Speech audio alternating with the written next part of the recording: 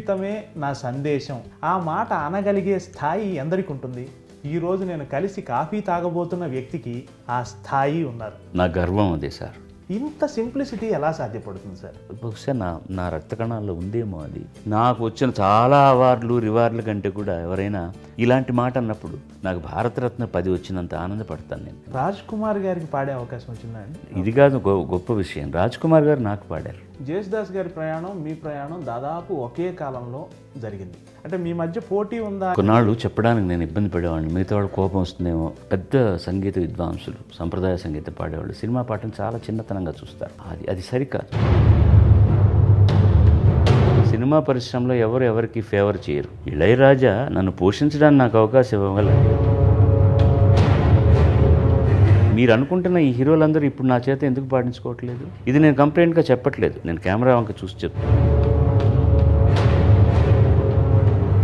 మీ తాలూకు జీవితం తాలూకు గాఢతే మిమ్మల్ని కళాకారులుగా ఈ స్థాయికి తీసుకెళ్ళింది కదా. బాలసుబ్రహ్మణ్యం పాడిన పాట ఎంజీఆర్కి నచ్చలేదు, అందుకని ఆ పాటను తీసేశారు అని కొంచెం దీన్ని సీరియస్గా తీసుకొని, ఎంత గొప్ప జన్మనిచ్చావు దేవుడా, దేవుని కోరుకుంటాను నాకు మళ్ళీ బాలసుబ్రహ్మణ్యంగానే జన్మేయమని.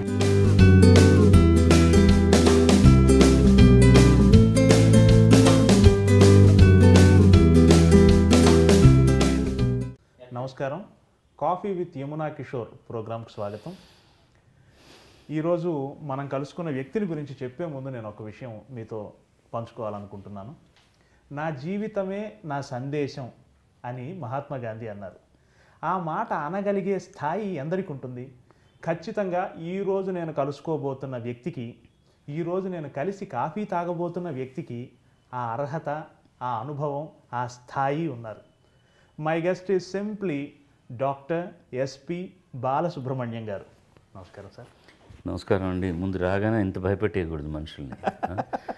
ఒక జాతిపితను తీసుకొచ్చి చెప్పి ఆయన చెప్పిన కొటేషన్ ఇచ్చి నా జీవితమే నా గురించి మాట్లాడుతుంది అని చెప్పి అంత పెద్ద మాట మాట్లాడేశారు. ఇంక నేనేం మాట్లాడతాను? ఖచ్చితంగా సార్, ఖచ్చితంగా మీ నడతలో అది ఉంది. మీ మాటల కన్నా కూడా మీ జీవితమే చాలా మీ అభిమానులుగా మాకు నేర్పుతుంది. నేను ఈ మాట మాట్లాడి మీ చేత ఇంకా ఎక్కువ మాట్లాడించుకుంటున్నానేమో. ఏం కాదు, వద్దులేండి. కాదు. నాకు ఒక చిన్న పద్యం లాంటిది తమిళంలో గుర్తుకొస్తుంది. ఈ ప్రోగ్రాం తెలుగు ప్రోగ్రాం అయినప్పటికీ అది చెప్పాలనుకుంటున్నాను. తమిళ పెద్ద బాల శిక్ష లాంటి ఏదో ఒక పుస్తకంలో ఉండే ఫస్ట్ ఇది అనుకుంటా. నల్లారై కాண்பதுவும் நன்றே, நலமிக்க நல்லார் சொற் கேட்பதுவும் நன்றே, నల్లార్ గుణంగళ్ ఉరైపదుவும் నన్రే, అవరోడు ఇనంగి ఇరుపదుவும் నన్రే.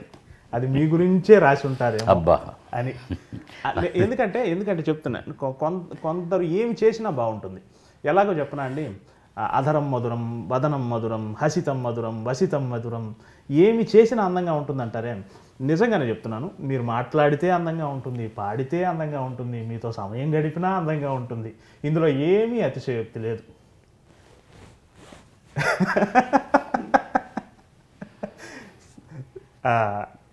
ఇది కూడా మీ స్పందనగానే భావిస్తాను.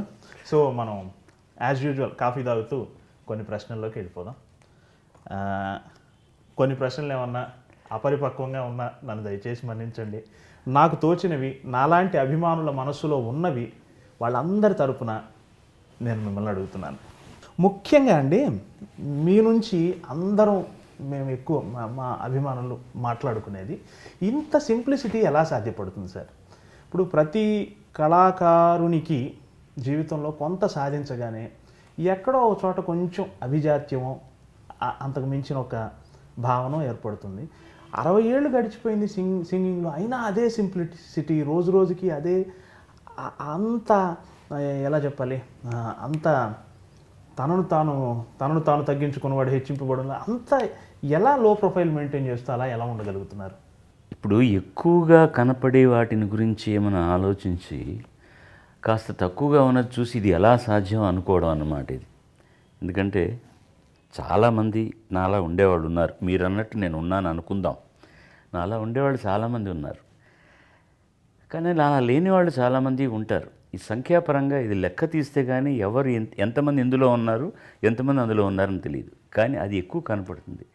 కారణం ఏంటంటే, మీరు ఒక వార్త తీసుకోండి, లేదా ఒక ఎలక్ట్రానిక్ మాధ్యమంలో ఒకరి గురించి చెప్పేది ఏదైనా తీసుకోండి, అట అని ముందర అన్న తర్వాత అది అవును అయిపోతుంది కొన్నాళ్ళకి. అది గనక చెడ్డ వార్త అయితే. ఒకరిని గురించి నీకు తెలుసా నిన్న రాత్రి ఆయన ఎవరినో మర్డర్ చేయబోయాడట, తప్పించుకున్నాడు అట అన్నారు కదా. ఇతను వెళ్ళి పక్కన వాళ్ళకి నీకు తెలుసా, నాకు ఖచ్చితంగా తెలిసింది, నిన్న రాత్రి ఆయన మర్డర్ చేయబోయాడు, తప్పించుకున్నాడు. ఇది అలా అలా పోయి సెన్సేషనలైజేషన్ ఉండేది మాత్రం బాగా మనుషుల హృదయాల్లోకి పోతుంది అనమాట. మామూలుగా ఉన్న దాని గురించి ఎవరు ఏముంది అందులో చెప్పడానికి ఎక్కువ అని మాధ్యమాలు కూడా ఎక్కువ చెప్పవు. ఇదే కాకుండా కొన్ని లక్షల జీవరాశులను సృష్టించిన భగవంతుడు ప్రతిదానికి బుర్ర ఉందండి. అది కూడా చీమ కూడా ఆలోచించే పని చేస్తుంది. అవి చేసే పనులు మనం చేయలేం.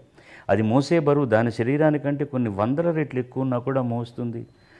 తర్వాత ఇబ్బందికర కాలంలో ఉంచుకోవడం కోసమని ధాన్యాన్ని దాచిపెడుతుంది. కలిసికట్టుగా పనిచేస్తాయి అన్నీ కూడాను. ఇలాంటివన్నీ ఆలోచించడానికి ఒక చిన్న బుజ్జి మెదడు దానికి ఇచ్చాడు. కానీ వీటన్నిటికంటే మనిషికి యుక్తాయుక్త విచక్షణ, ఒక మంచి చెడు గురించి ఆలోచించడానికి, మనం చేసే ఒక పని వల్ల వీళ్ళకి ఇబ్బంది కలుగుతుందా మంచి కలుగుతుందా అని ఆలోచించడానికి ఒక మంచి మేధను ఇచ్చి దేవుడు, నువ్వు వీటన్నిటికంటే విరుద్ధంగా ఉన్నావు కాబట్టి నువ్వు నీలా ఉండాలి, మనిషిగా ఉండాలి అని. వృత్తులు ప్రవృత్తులు చాలా ఉంటాయి. ఒక్కొక్కళ్ళు ఒక్కొక్క పని చేస్తుంటారు. దాంట్లో గొప్ప సాధనలు సాధించిన వాళ్ళు ఉంటారు, సామాన్యులుగా ఉండిపోయిన వాళ్ళు ఉంటారు. కానీ అందరూ మనుషులే. ముఖ్యంగా ఇలాంటి మాధ్యమంలోకి వచ్చాక, సినిమాలోకి వచ్చేసిన తర్వాత, సినిమాకు సంబంధించిన ప్రతి వాళ్ళు కూడా అంతా పైనుంచి దేవలోకం నుంచి ఊడిపడ్డారని అనుకునేటటువంటి తెగ జాస్తి. ఎందుకంటే మామూలు మనిషి చేయలేనిది అవతల వాడు సినిమాలో చేస్తుంటే ఇది సాధ్యం కానిదైనా సరే మనం అలా ఉండలేం కదా. అందుకని ఆవ్ స్టక్ అంటారు చూడండి, అలా ఈ హీరోలని వాళ్ళని హీరోయిన్స్ని ఇలా చూడడం అలవాటు అవుతుంది. సో నాలాగా మామూలుగా ఉండేవాళ్ళు చాలామంది ఉన్నా కూడాను మిగతా వాళ్ళు కాస్త ఇలా చూసేసరికి ఆయన చూడరా ఎంత సింపుల్గా ఉన్నారు అంటారే తప్పించి దీనికి పోలిక సాపత్యం అంతే, వేరే ఏం లేదు. మనిషిలా ఉండాలి. తను చేసే పని, తనకు వచ్చే కీర్తి అది తానంతటా అదే వస్తుంది. రాలేదనుకోండి దానివల్ల ఏం ఇబ్బంది లేదు. అందుకని తర్వాత నేను అనుకున్న ఒక పాలసీ ఏంటంటే, ముఖ్యంగా నేను ఆలోచించేది, మీరు నన్ను అడిగారు ఈ ప్రశ్న కాబట్టి, ఇది ఏనాడు కలలు కన్నటువంటి వృత్తి కాదు. నేను బాగా పాడతానని 10 మంది చెప్తే ఓహో నేను కూడా మిగతా చోట్ల బాగా పాడుతున్నాను, నాకు కూడా ప్రైజులు వస్తున్నాయి కాబట్టి బాగానే పాడుతున్నాను, ఇది నాకు ప్రత్యేకంగా దొరికిన ఒక వరం. మా తండ్రి గారి నుంచి సంక్రమించింది, మా అమ్మగారి నుంచి సంక్రమించింది, దేవుడిచ్చింది అనుకున్నాను తప్ప నా టెక్నికల్ కళ మాత్రం ఇంజనీర్ కావాలని. సో ఎన్నో తమాషా మలుపులు తిరిగి నేను మొట్టమొదటి పాట పాడిన తర్వాత కూడా కోదండపాణి గారు నువ్వు కనీసం 40 ఏళ్ళు పాడతావు, నువ్వు డిసిప్లిన్గా ఉంటే అని అన్నప్పుడు కూడా ఏదో భ్రాతృవాత్సల్యంతో అంటున్నాడు ఈయన అనుకున్నాను తప్పించి, మహా అయితే 10 పాటలు పాడతానేమో. ఇప్పుడు ఘంటసాల గారు, పిబి శ్రీనివాస్ గారు, అప్పుడే పరిచయమైన యేసుదాస్ గారు, వీళ్ళందరూ ఉండగా ఈ కుర్రవాణ్ణి సంగీత పరిజ్ఞానం అంటే వ్యాకరణం తెలియని వాడిని ఎవడు ఎన్నాళ్ళు పెంచి పోషిస్తారు అని అనుకున్నానే తప్ప, నేను బాగా పాడతానని తెలుసు, కానీ వాళ్ళతో పోల్చుకొని నేను ఆ స్థాయికి రాలేను. ఏదో ఈ 10 పాటలు పాడిన దానివల్ల దొరికిన పారితోషికంతో మా నాన్నగారికి నాకు చదువుకి ఖర్చును కొంచెం ఆ భారం తగ్గించగలనని అనుకున్నాను తప్ప, అది ఇంతింతై వటుడింతై అన్నట్టుగా ఎలా జరిగిందో నా కృషి లేదని నేను అన్న కానివ్వండి, దీని వెనకాతల ఒక దైవకృప ఉందని, నా జన్మకి ఏదో కారణం ఉందని అనిపిస్తుంది. లేకపోతే ఈరోజు కూడా ఏమీ థియరీ తెలియకుండా, సాపాసా తెలియకుండా, ఒక సరళీస్వరం అంటే ఏంటి, జంటస్వరం అంటే ఏంటి తెలియకుండా, ఇప్పుడు 50 ఏళ్ళు, మీరు ఇంతకుముందు 60 అన్నారు, కాదు 50 ఏళ్ళే, 50 ఏళ్ళు ప్రయాణం చేయగలుగుతున్నానంటే ఇది కేవలం నా ప్రజ్ఞ అనుకుంటే మాత్రం అంతకంటే అవివేకం ఉండదు. ఇందులో నా కృషి చాలా ఉంది, ఒక 50% ఉంది. ఆ 50% చాలదు. ఈ 50% కాకుండా భగవంతుడి దయ, జనం నన్ను విని మెచ్చుకునే రీతి, ఇవన్నీ ఉన్నాయని అవగాహనకు వచ్చినప్పుడు మన పాలు తక్కువ కదా, మిగతా వాళ్ళు ఏదో కారణం వల్ల మనల్ని నడిపిస్తున్నారు కాబట్టి వాళ్లకు సేవకుడై వినమ్రుడుగా ఉండడమే మంచిది. నువ్వు సేవకుడు అంటే ఇంటికి వెళ్ళి సేవ చేయక్కర్లేదు. వాళ్ళు ఏం ఎక్స్పెక్ట్ చేస్తున్నారు నీ దగ్గర నుంచి? ఇతను బాగా పాడతాడని ఒక కితాబ్ ఇచ్చేశారు. ఆ బాగా పాడడం వరకే పాడడం మంచిది, పాడలేనప్పుడు పాడకూడదు, వదిలేయడం మంచిది. ఇలాంటి సిద్ధాంతాలతో నేను వెళ్తున్నాను. వీలైతే మన వల్ల ఒకటికి మంచి జరగాలి, లేకపోతే అసలు ఎవరి జోలికి వెళ్లకుండా ఉండడం, హాని చేయకుండా ఉండడం మంచిది. అండ్ ఇది లో ప్రొఫైల్ మనం కావాలని మెయింటైన్ చేసేది కాదండి. బహుశా నా రక్త కణాల్లో ఉందేమో అది. ఇలా ఉండడం చాలా న్యాయం అనిపిస్తుంది మనిషి అన్నవాడు. అందుకోసం అని చెప్పి ఇలా ఉన్నాను తప్ప ఇది ఇందులో ఏదో నేను ఒక్కడనే ప్రత్యేకతను కాదు. అమితాబ్ బచ్చన్ లేరండి, ఆయన సాధించిన దాంతో పోలిస్తే నేను సాధించిందంతా. లతా మంగేష్కర్ గారు లేరా? ఆవిడ బట్టలు ధరించి చెప్తూ కూడా సింపుల్ దుస్తులు ధరిస్తారు, చాలా సింపుల్గా మాట్లాడతారు, ఎవరిని నొప్పించరు. ఇప్పుడు మనం జానకమ్మ గారు కానీ, సుశీల్ గారు కానీ, యేసుదాస్ గారు కానీ వాళ్ళు మాట్లాడుతున్నప్పుడు చాలా హాయిగా ఉంటుంది. వీళ్ళందరికంటే ఏం గొప్పని నేను దీనివల్ల మీరు అన్నట్టుగా ఇది ఎలా సాధ్యం అని అంటే, ఇది ఏదన్నా సాధించగలిగినటువంటి ఒక వస్తువు అయితే అది సుసాధ్యం దుస్సాధ్యం అనుకోవచ్చు. ఇది మన చేతుల్లో ఉన్న పని మనం చేస్తున్నప్పుడు ఇది దుస్సాధ్యం అనుకోవాల్సిన అవసరం లేదు. నాకు వచ్చిన చాలా అవార్డులు రివార్డుల కంటే కూడా ఎవరైనా ఇలాంటి మాట అన్నప్పుడు నాకు భారతరత్న 10 వచ్చినంత ఆనందపడతాను నేను. అంటే ఇప్పుడు ఇప్పుడు బోనస్ 60 దాటిన తర్వాత బోనస్లో బతుకుతున్నవాడు ప్రతివాడు కూడా. బోనస్లో బతుకుతున్న నాకు ఇంతకంటే కీర్తి ఇంకేం అక్కర్లేదు. దీనికంటే బాలసుబ్రహ్మణ్యం మంచి మనిషి అనిపిస్తే చాలు. దానికని ప్రత్యేకంగా నేను పనిచేసేది ఏం లేదు. మీరు అడిగిన ఒక చిన్న ప్రశ్నకి ఇంత వ్యవహారం చెప్పాల్సి వచ్చిందండి. మీ సీనియర్ల ప్రస్తావన మీరు మీ మాటల్లో ఇప్పుడు ధ్వనించింది. లతా మంగేష్కర్ గారు, జేసుదాస్ గారు. పర్టికులర్గా నేను అడగాలనుకుంటుంది, జేసుదాస్ గారి ప్రయాణం మీ ప్రయాణం దాదాపు ఒకే కాలంలో జరిగింది. కొద్దిగా వారు మీకంటే 4 సంవత్సరాలు 5 సంవత్సరాలు సీనియర్ ఆయన. మీరు వారికి గురుస్థాయిని ఇస్తారు ఏ రోజైనా. నేను అడిగేది ఏంటంటే, మీ ప్రయాణంలో మీరు వారిని అంతగా వారిని దాదాపు నెత్తిన పెట్టుకునేంత గౌరవం మీకు ఉంది. మీ ఇద్దరి ప్రయాణంలో అది ఎలా, దాన్ని కొంచెం వర్ణిస్తారండి? ఒకే కాలంలో ఒకే సినిమాలో వారి పాటలు ఉండేవి, మీ పాటలు ఉండేవి. అంటే మీ మధ్య పోటీ ఉందా అని అపరిపక్వంగా నేను అడగను, కానీ ఇది అడగను అంటూ అడిగేశారు కదా. అంటే ఆ అందమైన ప్రయాణం గురించి చెప్పండి సార్. ఇప్పుడు మేమిద్దరం ఒకే సినిమా పరిశ్రమలో ఉన్నా కూడా చాలా దగ్గరగా ఉన్న నాళ్ళు చాలా లేటర్గానే వచ్చింది. ఓకే. ఎందుకంటే మేము అప్పుడు కలిసి పాడిన పాటలు తర్వాత కంటే మొదట్లో రోజుల్లో 2, 3 ఉండేవి అంతే. ఆయన చూసి నేను భయపడేవాడిని. ఓకే. మేధావి, పెద్దవారు, ఆల్రెడీ ఆయన ఒక దేవుడిలాగా ముఖ్యంగా మలయాళం రాష్ట్రాల్లో కీర్తింపబడుతున్న వ్యక్తి. అర్భకుణ్ణి నేను, ఆయనతో కలిసి పాడుతున్నాను, ఎలా పాడగలను ఏంటి అనే దృష్టి ఉండేది కాబట్టి నేనే దూరంగా ఉండేవాడిని. ఆయన కూడా కొంచెం రిజర్వ్డ్గా ఉంటారు మనిషి. అప్పుడు మీ పట్ల అదే వాత్సల్యం కదా వారు. అప్పుడు మనసులో ఏముందో అనేది బయట చెప్పుకునేంత అవకాశం ఇద్దరం బిజీగా ఉండేవాళ్ళం. పాట అయితే మరో చోటుకి వెళ్ళిపోవాలని దృష్టితో నేను దూరంగా మర్యాదగా ఉంటాం. ఆయన బాగున్నారా, ఎలా ఉన్నారు అని అంతవరకే ఉండేది. ఆ పాట పాడడం, వెళ్ళిపోవడం జరిగేది. ఒక 20 సంవత్సరాల నుంచి మాత్రం బాగా దగ్గరయ్యే అవకాశాలు వచ్చాయి. ఎందుకంటే ఇద్దరం కలిసి కార్యక్రమాలు ఎక్కువ చేయడం మొదలెట్టాం. మేమిద్దరం ఒక వేదిక మీద పాడాలని కోరుకునే వాళ్లకు ఇద్దరికి ఏం అభ్యంతరం లేదు కాబట్టి మొదలెట్టేసాం. దీనికి కారణం ఏంటంటే ఇద్దరు చాలా లబ్ధ ప్రతిష్ఠులు ఒక వేదిక మీదకి రావడానికి బాగా ఆలోచిస్తారు. ఎందుకంటే ఇద్దరు ఏదో విధంగా చాలా పాపులర్, అమ్మో ఆయనకి ఇంతమంది ఫ్యాన్స్ ఉంటారు అని నేను అనుకోవడం, లేకపోతే ఆయన వీడికి ఇంతమంది ఫ్యాన్స్ ఉంటారు కదా, మనం పాడుతున్నప్పుడు కొంతమందే చప్పట్లు కొట్టి వాడు పాడుతున్నప్పుడు ఎక్కువ కొడతారా, లేకపోతే నేను అనుకోవచ్చు ఆయనకి ఎక్కువ చప్పట్లు కొడతారేమో, మనకు తక్కువగా కొడతారేమో, ఇది ఇబ్బందికరంగా ఉంటుందేమో, లేదా నాకు ఎక్కువ చప్పట్లు కొడితే ఆయన ఏమన్నా ఇబ్బంది ఫీల్ అవుతాడని నేను అనుకోవడం, అలాగే ఆయన అనుకోవడం కూడా సంభవించేటటువంటి పరిస్థితులు ఉండొచ్చు. కానీ ఇద్దరం మాకు ఏం తెలుసో అన్నది బాగా తెలిసిన వాళ్ళం కాబట్టి ఎవరికి అసలు ఆ కాంప్లెక్స్ లేదు. ఆ కాంప్లెక్స్ ఉన్నప్పుడే ఇద్దరు సమాంతరంగా ప్రయాణం చేస్తున్నటువంటి కళాకారులు ఒకచోట చేయడానికి ఇబ్బంది అవుతుంది. ఈగోస్ అంటాం దాన్ని. అవి ఏమీ లేవు మా దగ్గర, ముఖ్యంగా నా దగ్గర అసలు లేదు. ఆయనలో 100వ వంతు కూడా ఆయనకున్న గ్రామర్ నాకు తెలియదని తెలుసు. నేను బాగా పాడతాను, అప్పుడు ఆయనకంటే నేను తక్కువ చేసుకుని చెప్పడం కాదు. ఇప్పుడు ఇద్దరం ఇప్పుడు ఆయన గాత్రం ఆయనది, నా గాత్రం ఆయనది, నా పరిపక్వత నాది, ఆయన పరిపక్వత ఆయనది.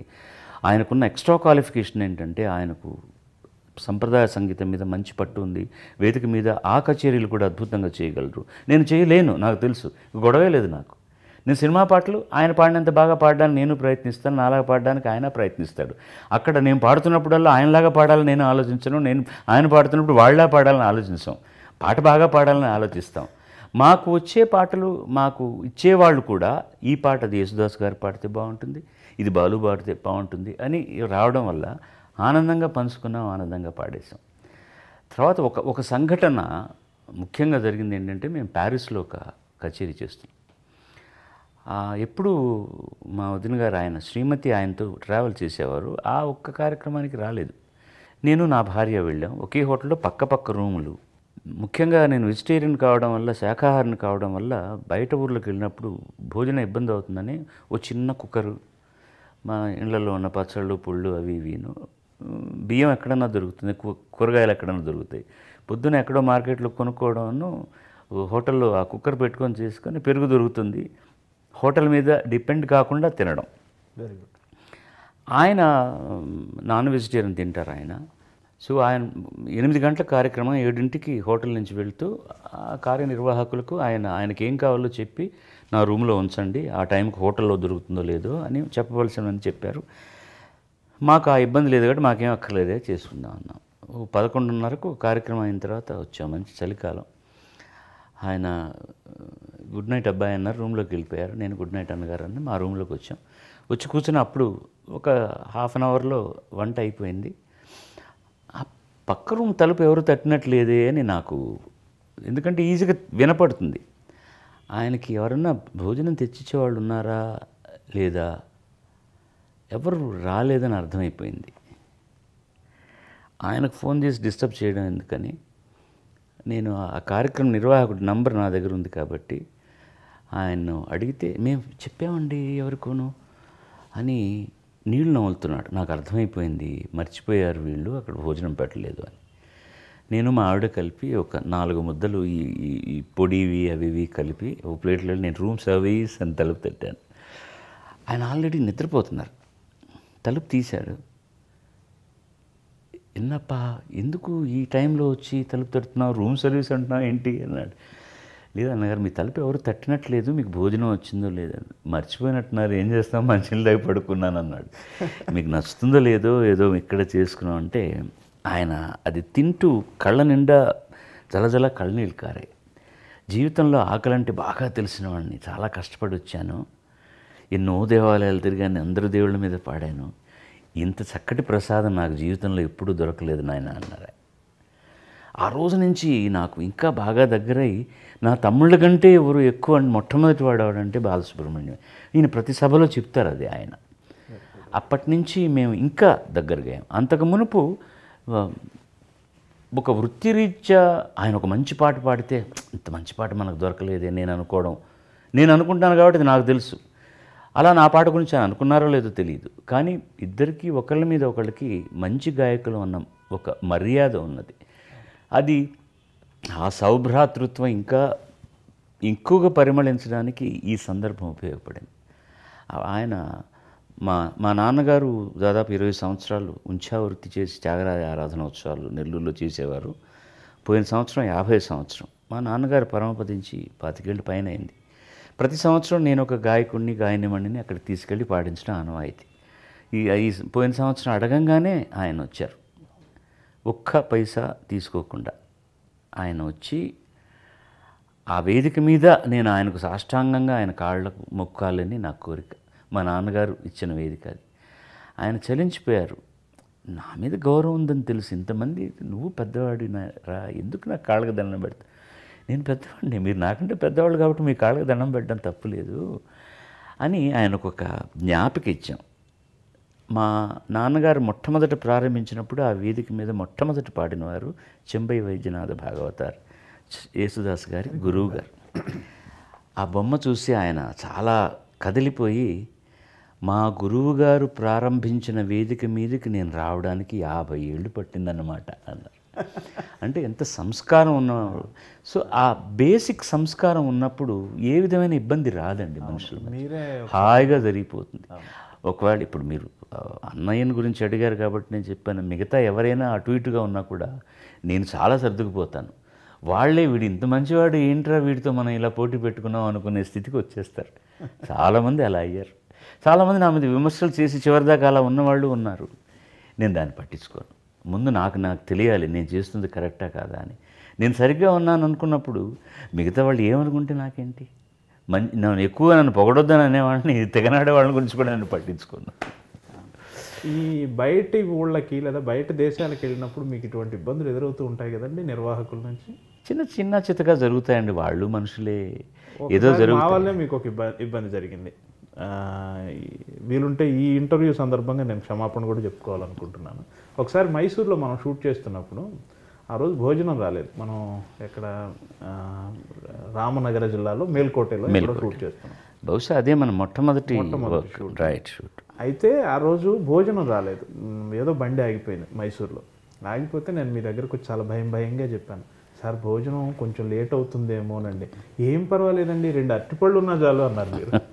అది నిజంగా అది మీ సంస్కారానికి సంస్కారం కాదండి. ఇప్పుడు సమస్య వచ్చినప్పుడు ఆ సమస్య కావాలనేది వచ్చిందా లేకపోతే అనుకోకుండా జరిగిందా అన్నప్పుడు దాన్ని అనుసరించి మనం పోవాలి. కానీ ఏం సాధిస్తాను అప్పుడు మీ మీద కోప్పడి నేను అంటే భోజనం ముందు తెప్పించాలని తెలీదా, అది జాగ్రత్తగా చూసుకోవాల్సిన డిపార్ట్మెంట్ లేదా, లేనిపోని గొడవ రప్చర్ అయ్యి ఆ తర్వాత వర్క్ సక్రమంగా జరగదండి.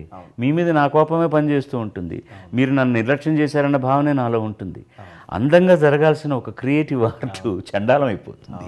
ఆ రోజు మేల్కోట దేవాలయ ప్రసాదం మనందరికీ భోజనంగా వచ్చింది, కాసింత పులిహోర కొద్దిగా పాయసం. అంతకంటే మీరు ఏం భోజనం అరేంజ్ చేసినా నాకు తృప్తిగా ఉండేదా చెప్పండి. అందుకనే జీవితమే అడ్జస్ట్మెంట్ అండి. ఒకరినొకరు అనుసరించకపోతే భార్యాభర్తల మధ్య కానీ, అన్నదమ్ముల మధ్య కానీ, తల్లిదండ్రుల మధ్య కానీ ఏమీ జరగదు. జీవితం అంతా కూడా మనకు చక్కగా సిమెంట్ రోడ్ వేసేసి బిఎండబ్ల్యూనో మెర్సిడీస్లోనో వెళ్ళాలంటే కుదరదు. అడపదడప ఆ బండి కూడా ఆగిపోతుంటుంది, మనమే నెట్టాల్సి వస్తుంది, మనమే ఇంకోటికి సహాయం చేయాల్సి వస్తుంది. అలా తీసుకుంటే ఏది ఇబ్బంది లేదండి, హాయిగా జరిగిపోతుంది.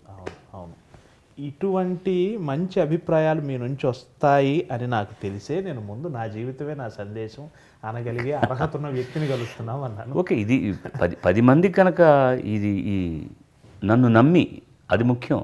ఇప్పుడు కెమెరాలు ఉన్నప్పుడు రకరకాలుగా చాలామంది మాట్లాడతారు, అది ఏది హృదయాంతరాళంలోంచి వస్తుంది, ఏది ఇక్కడి నుంచి వస్తుంది, 10 మందిని మభ్యపెట్టడానికి ఏం చెప్తున్నారు అని విచక్షణ వివేచన ఉన్నవాళ్ళు చాలామంది జనం ఉన్నారు. సో అందులో కొద్దిమందికైనా నా మీద నమ్మకం కలిగి, అరే నిజం కదా జీవితం చాలా చాలా చిన్నది జీవితం, దీన్ని అందంగా అనుభవించాలి కానీ దాన్ని ఎందుకు కరకుముళ్ళు దారిలో పడేసుకుంటాం మనం అనుకునే వాళ్ళు ఉంటే మీరన్న సందేశానికి నేను తల ఒగ్గుతాను సార్, ఒప్పుకుంటాను. సంతోషం. ఇంకొక మహానుభావుడిని గుర్తు చేయాలనుకుంటున్నాను, మంగళంపల్లి బాలమురళీకృష్ణ గారు. మహానుభావులని గుర్తు చేయాల్సిన అవసరం లేదు, సదా వాడు మనతోనే ఉంటారు. వాడు అంతే అంతే అంతే సవరించుకోవాలి నా మాటని. వారు ఒక సందర్భంలో బహుశా పాడుతా తీయగా మెగా ఫైనల్ 1999 మద్రాస్ నగరంలో వేదిక అనుకుంటా. కాదు, ఇది జరిగింది మీరు చెప్పబోయేది ఏంటో నేను ఊహించి చెప్తున్నాను. ఇది హైదరాబాద్లో జరిగిందని నా అనుకుంటున్నాను. ఎక్కడైతే ఏంటి కాదు, మద్రాసులోనే జరిగింది నాకు గుర్తుంది. రామోజీరావు గారు కూడా అటెండ్ అయ్యారు ఆ రోజు, ముందు వరుసలో వారు కూడా కూర్చున్నారు. రాజేశ్వరరావు గారిని వేదిక మీద తీసుకొచ్చి చివరి దశలో ఉన్న మహాదేవన్ గారిని ఆ రోజు జడ్జెస్ వచ్చి సుశీలమ్మ గారు, సౌందరరాజన్ గారు, ఎల్లారేశ్వరి గారు అనుకుంటా. ఆ సందర్భంలో వారు ఒక మాట అన్నారు, 10 సంవత్సరాలు కష్టపడితే బాలు నన్ను కలుసుకుంటాడు, ఏకవచనంతోనే అన్నారు. అదే మాటను అలాగే చెప్పడం వల్ల నేను ఏకవచనం వాడాను. 10 సంవత్సరాలు కష్టపడితే బాలు నన్ను కలుసుకుంటాడు, 10 సంవత్సరాలు నేను కష్టపడ్డా బాలును కలుసుకోలేను అన్నారు. అది సరైన మాట, అది కాదు ఆయన అన్నది. బాలు కాస్త కష్టపడితే నాలాగా పాడగలడు, నేను కష్టపడ్డా మా అబ్బాయిలాగా పాడలేను అన్నారు. ఇప్పుడు దీని గురించి మీరు ఏం అడుగుతున్నారు? అదే అంతటి వాత్సల్యం, అంతటి ప్రేమ దాంట్లోనే ఉంది జవాబు. నన్ను అబ్బాయి అని పిలుస్తున్నారంటే నేను ఆయనకి ఏమవుతాను? పుత్రుడిని అవుతాను. ఖచ్చితంగా పుత్రవాత్సల్యంలో వాడు ఇంత మంచి చేసినా ఇంతగా కనపడుతుంది. నేను దాన్ని గనక నిజమని నమ్మి అంటే కొంచెం ప్రాక్టీస్ చేస్తే బాలమురళి అంత పేరు వచ్చేస్తుంది నాకు. ఆయన అలా పాలేడు. ఇంతకంటే ఏం కావాలి మన కీర్తి అనుకుంటే అక్కడే రాయదగిలి బాళ్ళు పడిపోతాను. అది వాత్సల్యంతో వచ్చే ఒక ఉత్ప్రేక్ష. అంటే నా మీద ఆయనకు ఇదే నిజమైన ఆస్తి కదా. అంతేనండి, దీనికి మించింది లేదు. ఎప్పుడైనా కూడా ఎపిటాఫ్ అన్నది మనకు లేదు, కానీ ఎవరిదైనా పరమపదించిన తర్వాత ఒక శిలాఫలకం రాస్తారు కదా, ఫలానా వాళ్ళు పుట్టిన తేదీ దాని మీద రాయగలిగితే వీటిలో ఉన్న మంచి లక్షణాలు ఇవి, వీళ్ళు ఉన్న చెడు లక్షణాలు ఇవి అని కూడా రాయగలిగితే బాగుంటుంది. రాయలేరు ఎవరైనా కూడా. సో అల్టిమేట్గా అలాంటి ఎపిటాఫ్ ఏదైనా if somebody can write on my సమాధి మీద రాయగలిగితే, ఇప్పుడు ఎవరికన్నా అదేంటండి అంత మాట అనకండి, చెవికి ఇబ్బంది, ఇప్పుడు 100 ఏళ్ల తర్వాతైనా చనిపోవాలి కదండి. అడగలిగితే ఒక అవతార పురుషుడు ఇలా ఆశీర్వదించాడు ఇతన్ని అని రాస్తే చాలనిపిస్తుంది నాకు, బాలమురళి గారు చెప్పిన మాట. అది భ్రాతృవాత్సల్యంతోనో పుత్రవాత్సల్యంతోనో అన్నది ఆయనకు ఆ నమ్మకం ఉండి ఉండొచ్చు. ఎందుకంటే ఇప్పుడు నాకు అనిపిస్తుంది నేను అది చేయలేదు కాబట్టి ఆయన చొరక వేశాడు. అథవా ఇన్నేళ్ళుగా పాడుతున్నావు, నా దగ్గరికి ఇంతమంది వచ్చి క్యూలో నిలబడి సంగీతం నేర్పించండి అంటే నాకు వ్యవధి లేకుండా నేను కొంతమందినే స్వీకరించగలుగుతున్నాను. నన్ను నాన్నగారు అని పిలుస్తున్నా, నా దగ్గరకు వచ్చి సంగీతం నేర్చుకోలేవురా నువ్వు, నేర్చుకుంటే ఇంకా ఎక్కడికి వెళ్ళేది నీ కీర్తి పతాక అని ఆయన నన్ను హెచ్చరిస్తున్నట్టే తీసుకున్నాను తప్ప, ఆయన సినిమా పాట ఎప్పుడు ఓ చిన్నదానన ఆయన చేత పాడిస్తామా, ఒకవేళ ఆయన పాడినా అలా పాడతారా, ఉండదు కదా. అది నేను అలాగే తీసుకుంటాను తప్ప, అంటే ఈ పాట ఏదో చాలా చిన్న విషయం అని కాదు నేను అనడం. ఆ పాట చాలా ఏం పెద్ద గొప్ప పాట కాదని కాదు. ఎవళ్ళకు ఉండాల్సిన లిమిటేషన్స్ వాళ్ళకు ఉంటాయి. చాలామంది పెద్ద సంగీత విద్వాంసులు, సంప్రదాయ సంగీతం పాడేవాళ్ళు సినిమా పాటను చాలా చిన్నతనంగా చూస్తారు. అది సరికాదు. ఏది శుభం, ఏది సులభం కాదు, ఏదీ కష్టం కాదు. మనసు పెడితే ఏదైనా సాధించవచ్చు. అలాగని ఇదేముంది మనకి ఇంత విద్య ఉంది కదా సినిమా పాట ఊదేస్తాం అనుకుంటే చాలామంది దానివల్ల కాదు అసలు. అది ఎవరి పని వాళ్ళదే. అది కానే కాదు. దేనికి ఇవ్వాల్సిన మర్యాద దానికి ఇవ్వాల్సిందే. ఇప్పుడు చక్కగా సూట్ వేసుకొని ఒక రిసెప్షన్కి వెళ్తున్నాం మనం, ఏముంది కాళ్ళ దగ్గర ఉండేది ఎవరు చూస్తారని ఏమీ వేసుకోకుండా వెళ్తామా? సూట్ వేసుకున్నప్పుడు షూవే వేసుకోవాలి. ఆ షూ మ్యాచ్ అవుతుందా లేదా చూసుకోవాలి. అలా లేకపోతే సూట్ అక్కర్లేదు, హాయిగా పంచు కట్టుకుని ఒక తెల్ల చొక్కా వేసుకొని వెళ్ళచ్చు. సో దేనికి ఇవ్వాల్సిన మర్యాద దానికి ఇస్తేనే అది కరెక్ట్గా ఉంటుందన్నమాట. అందుకని సినిమా పాట అయినా ఏదైనా దాంట్లో మనసు పెట్టి పనిచేయడమే ముఖ్యం. ఆయన అది ఆ లోతుగా తెలిసిన వాళ్ళు కాబట్టి ఆ ప్రశంసను నేను అలా తీసుకుంటాను. నువ్వు ఎందుకురా ఇంకా సంప్రదాయ సంగీతం నేర్చుకోలేదు అని ఆయన ఒక చిన్న ఝలక్ ఇచ్చారు. అందరి ప్రేమను పొందగలగడం నా అదృష్టం. మంగేష్కర్ గారు మిమ్మల్ని ప్రేమిస్తారు, ఆశా భోంస్లే గారు, సుశీలమ్మ గారు, జానకి గారు, వారి తర్వాత వచ్చిన వీళ్ళంతా మీ కొద్ది తర్వాత తరం వాళ్ళు, ఇంతమంది ప్రేమని బహుశా ఇంకే కళాకారుడికి ఇంత ప్రేమ నిధి ఉండదేమో కదా. నా గర్వం అదే సార్. నేను చాలా గర్వపడతాను. అది ఎవరికి దొరికి నేను ఒక కార్యక్రమం అయిన తర్వాత ఎక్కడైనా కర్ణాటకలో కానీ కేరళలో కానీ ఎక్కడైనా సరే కారు ఎక్కే వరకు అంత కష్టం, వాళ్ళ ప్రీతితోటి నన్ను అంత కష్టపెడతారు. ఎక్కి వెళ్తుంటే బారులు తీరి కారుతో పరిగెత్తుకొచ్చి ముసలి ముద్దగా చిన్న నమస్కారం అయ్యా, నమస్కారం అన్న అంటారు. కళ్ళు ఇంకా ధారాపాతంగా దుఃఖం వస్తుంది.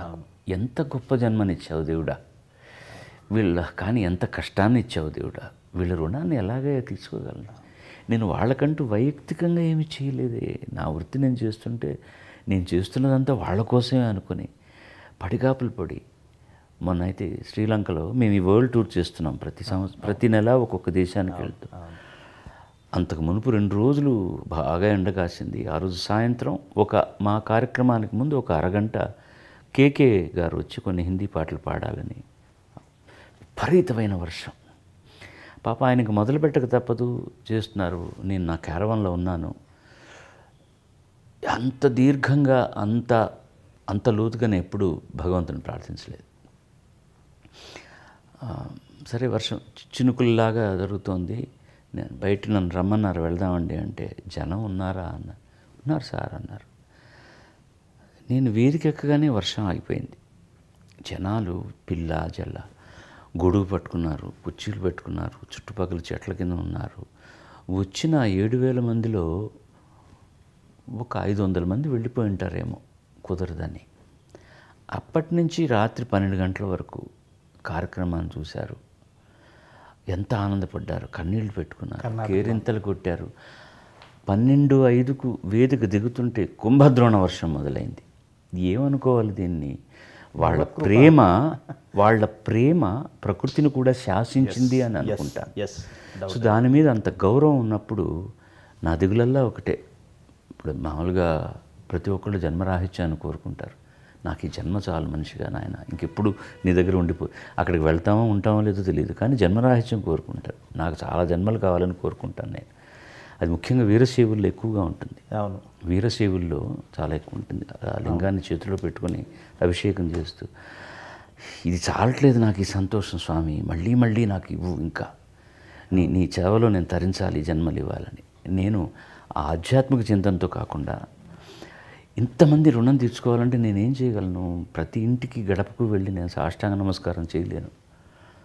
నేను బాగా పాడాలి, వాళ్ళకి ఇంకా సంతోషాన్ని ఇవ్వాలి. కానీ ఒక జన్మ చాలదు కదా.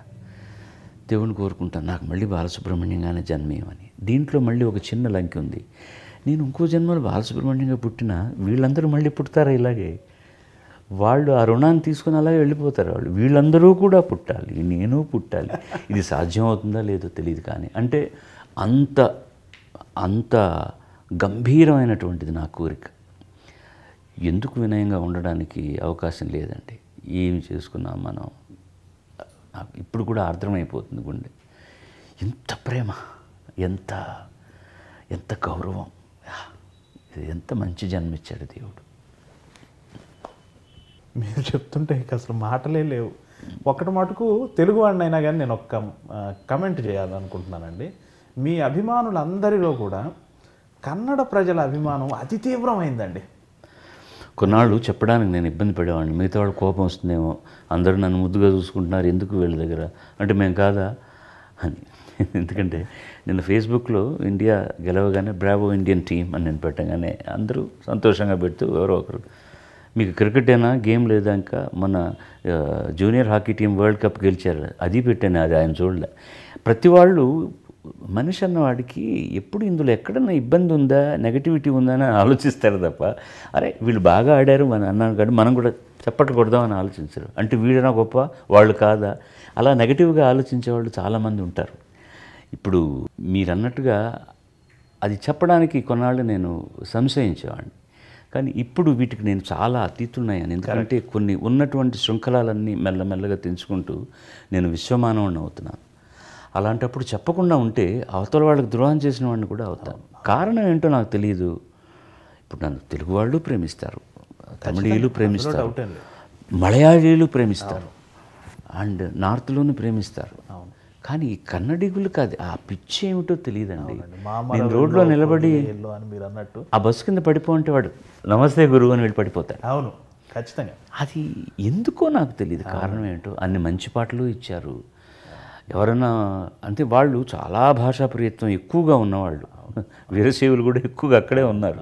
వాళ్ళు భాష మీద విపరీతమైనటువంటి ఒక వీరాభిమానం ఉన్న వ్యక్తులు. మరొకరు వచ్చి వాళ్ళ టెరిటరీలోకి ఎంట్రీ అయితే ఒప్పుకునేవాళ్ళు కాదు. కానీ అలా కాదు, సంగీతపరంగా జానకి గారు, పిబి శ్రీనివాస్ గారు వీళ్ళందరికీ కూడా పెద్దపీట వేశారు. కానీ వాళ్ళకంటే ఒక్క అంగుళం నాకు కొంచెం ఎక్కువ వేశారేమో అనిపిస్తుంది. కారణం ఏమైనా కావచ్చు, అది వేరే విషయం. సర్వే జరిగింది, బహుశా మీకు తెలిసే ఉంటుంది అనుకుంటాను. రాజ్ కుమార్ గారి తరువాత అత్యంత ప్రజాదరణ కలిగిన కళాకారుల్లో మీరు రాజ్ కుమార్ గారి ఒకరుగా ఉండొచ్చు అండి. ఎందుకంటే విష్ణువర్ధన్ వీళ్ళందరినీ కూడా చేస్తారు, అంత మర్యాద ఇస్తారు నాకు. ఎందుకంటే రాజ్ కుమార్ పిల్లలు కూడా ఇప్పుడు ఎక్కడ కనపడ్డా వచ్చి కాళ్ళకు దండం పెట్టి ఒక చిన్న అన్నలాగానే చూసుకుంటారు. రాజ్ కుమార్ గారికి పాడే అవకాశం వచ్చిందా అండి? 5-6 పాటలు పాడాను ఆయనకి. ఇది కాదు గొప్ప విషయం, రాజ్ కుమార్ గారు నాకు పాడారు, అది గొప్ప విశేషం. రాజ్ కుమార్ గారికి ఇప్పుడు ఘంటసాల గారు నాగేశ్వరరావు గారికి రామారావు గారికి పాడుతున్నప్పుడు మరొకరు పాడడం ఎంత కష్టమో నాకు అంత కష్టమైంది. వారు పరమపదించిన తర్వాత కూడా జనం అంగీకారం ఇద్దరి మొహాల మీద నా గొంతుకు వినిపించడానికి తెర మీద చాలా కాలం పట్టింది. సరే దాని కృషి నాదేదో ఉంది, ఆ కథ అందరికీ తెలిసింది. రాజ్ కుమార్ గారు అంటే పిబి శ్రీనివాసే, పిబి శ్రీనివాస్ అంటే రాజ్ కుమార్ గారే. అలా వాళ్ళిద్దరు ఇప్పుడు ఘంటసాల రామారావు నాగేశ్వర గారు లాగా ఐక్యమైపోయారు. ఆయన చాలా గొప్ప గాయకుడు. రాజ్ కుమార్ గారు చాలా ట్రైన్డ్ సింగర్, ఆయన నేషనల్ అవార్డు విన్నర్ ఆల్సో. చాలా సంప్రదాయ సంగీతాన్ని పాడగలరు, సినిమా సంగీతాన్ని పాడగలరు. ఒక సినిమా చేశాను, అల్లుడు గారు అని తెలుగులో వచ్చింది కదా, మామగారు. అందులో దాసనారాయణరావు గారు వేసిన పాత్రని తమిళంలో జనకరాజ్ అది మొదట ఆధారం, అది తర్వాత తెలుగులో చేశారు, కన్నడంలో నేను చేశాను. ఓం సాయి ప్రకాష్ గారు డైరెక్టర్. దానికి మ్యూజిక్ కూడా నేనే చేశాను. అల్లుడి పాత్ర శశికుమార్ అనే తెలుగు అబ్బాయి, బట్ కన్నడంలో చాలా ప్రముఖ హీరో అప్పుడు.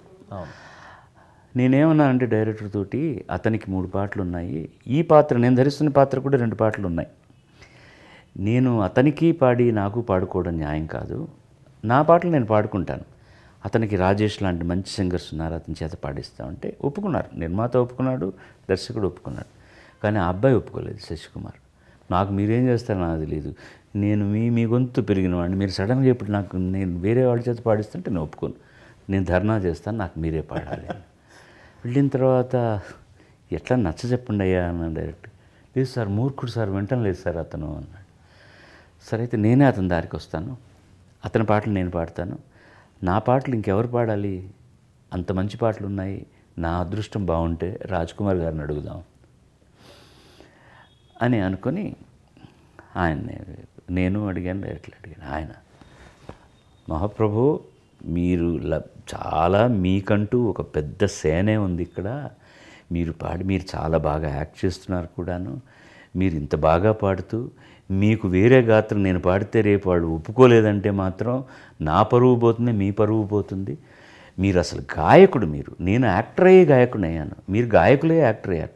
ఒక గాయకుడికి నేను ప్లేబ్యాక్ పాడే, అంత పేరున్న గాయకుడికి ప్లేబ్యాక్ పాడే సాహసం నేను చేయలేనన్నారు. ఎంత చెప్పినా ఒప్పుకోలేదు ఆయన. నేను ట్రాక్స్ నేను పాడేసుకున్నాను, నా పాటలవి. మేము షూటింగ్కి వెళ్తున్నాను అన్నగారు, ఆ ట్రాక్స్ ఫలానా స్టూడియోలో ఉన్నాయి, క్యాసెట్లు మీకు ఇచ్చాను, మీరు పాడేదాకా ఆ సినిమా రిలీజ్ కాదు, ఇంకా మీ దయ అని ఆయన ఎంత వారిస్తున్నా వెళ్ళిపోయాం. ఆయన ఆలోచించి ఇది ఇంక వీళ్ళు ఒప్పుకునేటట్లు లేరని ఆయనే రికార్డింగ్ స్టూడియోకి వెళ్ళి, నేను లేను, ఆ పాటను నేను ఎలా పాడానో దాన్ని ఆయన పాడి, ఆ తర్వాత ఏదో పాడాను, నాకేమో మీరు పాడినట్లు లేదు, బాగాలేకపోతే నన్ను ఏమీ అనుకోకండి అని పారితోషికం తీసుకోకుండా ఆ పాటలు ఒక్క లైన్ ఏమైనా వీలుంటాయి. దీపావళి దీపావళి తనానా తరాననా తననా తననా ఇదొకటి. తర్వాత అల్లుడి క్షేమం కోసమని తీర్థయాత్రలు చేస్తూ వెళ్తాడు ఎత్తున. కన్నప్ప కొట్టను ఖండను తరితాని నానన శివనే హరనే అని ఓ పాట, ఈ 2 ఆయన పాడారు. నాకు ఆ సినిమాలో అన్ని పాటలు హంసలేఖ రాసి. ఇప్పుడు ఒక పొసెసివ్నెస్ చాలామంది హీరోలు మేమే చూపిస్తారు, మాకు బాలుగారే పాడాలి, అది ప్రేమతోనే. ఇప్పుడు సల్మాన్ ఖాన్ బాలుగారే కావాలి, దాదాపు 10 ఏళ్ల పాటు ఆయన నోటి నుంచి వచ్చిన ప్రతి పాట మీదే. అట్లాగే రజనీకాంత్, చిరంజీవి గారు, ఇలా చాలామంది ఒక వ్యక్తిగతమైన ప్రేమను కూడా మీ మీద పెంచుకున్నారు కదా, అది మీకు ఎలా అనిపిస్తుందండి? సార్ అంతే, నేను సల్మాన్ ఖాన్కి 10 ఏళ్ళు ఏం పాడలేదండి, ఒక 4-5 సంవత్సరాలు పాడుంటాను. 91 to 97 or something like that I have song. Because అతని కెరీర్ నాతో ప్రారంభమైంది, పీపుల్ ఐడెంటిఫై చేశారు. తర్వాత అక్కడ నార్త్లో వాళ్ళ సింగర్స్ వచ్చిన తర్వాత ఇప్పుడు నేను అస్సలు పాడలేదు, అతను బోల్డ్ సినిమాలు చేశారు, నేనేం పాడలేదు. అలాగే సార్, ఎవరైనా కూడాను ఒక అలవాటు అయిపోయిన తర్వాత వాళ్ళ పెర్ఫార్మెన్స్కి నా గాత్రం దోహదం చేస్తోంది అనుకున్నప్పుడు, నేను పాడడం వల్ల వాళ్ళ పెర్ఫార్మెన్స్కి కూడా ఒక కొత్త డైమెన్షన్ దొరుకుతుంది అనుకున్నప్పుడు కోరుకోవడంలో తప్పేం లేదు. ఇక్కడ పొసెసివ్నెస్ అనేది వైయక్తికం కాదు. నేను చాలా బాగా పాడతాను ఉన్నమాట, ఇప్పుడు కూడా నేను చాలా బాగా పాడతాను కాబట్టి వాళ్ళ పర్ఫార్మెన్స్కి అది ఆలంబన అవుతుంది కాబట్టి నేను కావాలని కోరుకున్నాను. మీరు ఒక నిమిషం, మీరు అనుకుంటున్న ఈ హీరోలందరూ ఇప్పుడు నా చేత ఎందుకు పాడించుకోవట్లేదు? మిమ్మల్ని నేను ఇంటర్వ్యూ చేస్తున్నాను, చెప్పమానండి. ఇప్పుడు చాలామంది ఆ తర్వాత సినిమాలు యాక్ట్ చేస్తూనే ఉన్నారు కదా. ఇప్పుడు ఉన్నటువంటి లబ్ధ ప్రతిష్ఠలైన ఆర్టిస్టులందరికీ నేను పాడాను, వాళ్ళు మొదలుపెట్టినప్పటి నుంచి పాడుతూనే ఉన్నాను. గత 7-8 ఏళ్ళుగా వాళ్ళు బాలుగారే కావద్దు అని ఎందుకు అనుకుంటున్నారు? కారణం ఒకటే ఉండాలి, నేను బాగా పాడలేని దశలోనన్నా ఉండాలని వాళ్ళు అనుకోవాలి. కాదు, నేను అలా లేను, ఎందుకంటే అలా ఉన్న దశ వస్తే నేను వెళ్ళిపోతాను. ఇది కాలచక్రంలో జరిగే మామూలు పరిణామం అంతే. కొత్త వాళ్ళు ఎవరైనా వచ్చినప్పుడు వాళ్ళ అవకాశం ఇవ్వడానికి పాత వాళ్ళని పక్కకు పెట్ట తప్పదు. ఇప్పుడు రజనీకాంత్, చిరంజీవి అన్నారు, వాళ్ళతో ఆగిపోయిందా ప్రపంచం? నాగేశ్వరరావు, రామారావు గారు తాగిందా? ఇంకోళ్ళు వచ్చారు వస్తూనే ఉంటారు. అలాగే ఈ సాంకేతిక శాఖలో కూడా కొత్త వాళ్ళు రావాల్సి వస్తుంది. ఇక్కడే నేను కనుక్కున్నది ఒకటే సార్, సినిమా పరిశ్రమలో ఎవరికి ఫేవర్ చేయరు. మీతో పని ఉంటేనే, ఇది నేను కంప్లైంట్గా చెప్పట్లేదు, నేను కెమెరా వంక చూసి చెప్తున్నాను. ఇప్పుడు వాళ్ళు నన్ను పిలవలేదని నేను కంప్లైంట్ చేయలేదు. I'm not doing it. ఇది సహజమైనటువంటి పరిణామం. బట్ వన్ థింగ్, అలాగని చెప్పి నన్ను నేను తక్కువ చేసుకోవడానికి ఇష్టపడను. నా చేత పాడించుకోకపోవడం అనేటటువంటిది వాళ్ళ నష్టం, దురదృష్టం అన్ను నేను. మీరు ఎవరు పాడినా సరే నెక్స్ట్ అదే పాట నేను పాడితే ఎలా ఉంటుంది నాకు తెలుసు. అలాగని చెప్పి నేనే పాడాలి ఇంకెవరికి ఇవ్వకూడదని కాదు. కాలంతో పాటు కొత్త గొంతుకులు వస్తున్నాయి కాబట్టి, ఒక సంగీత దర్శకుడు వాళ్ళు కావాలని కోరుకుంటున్నారు కాబట్టి వాళ్ళతో వాళ్ళు ప్రయాణం చేయడం సహజం. వాళ్ళకు అవకాశం రావాలి.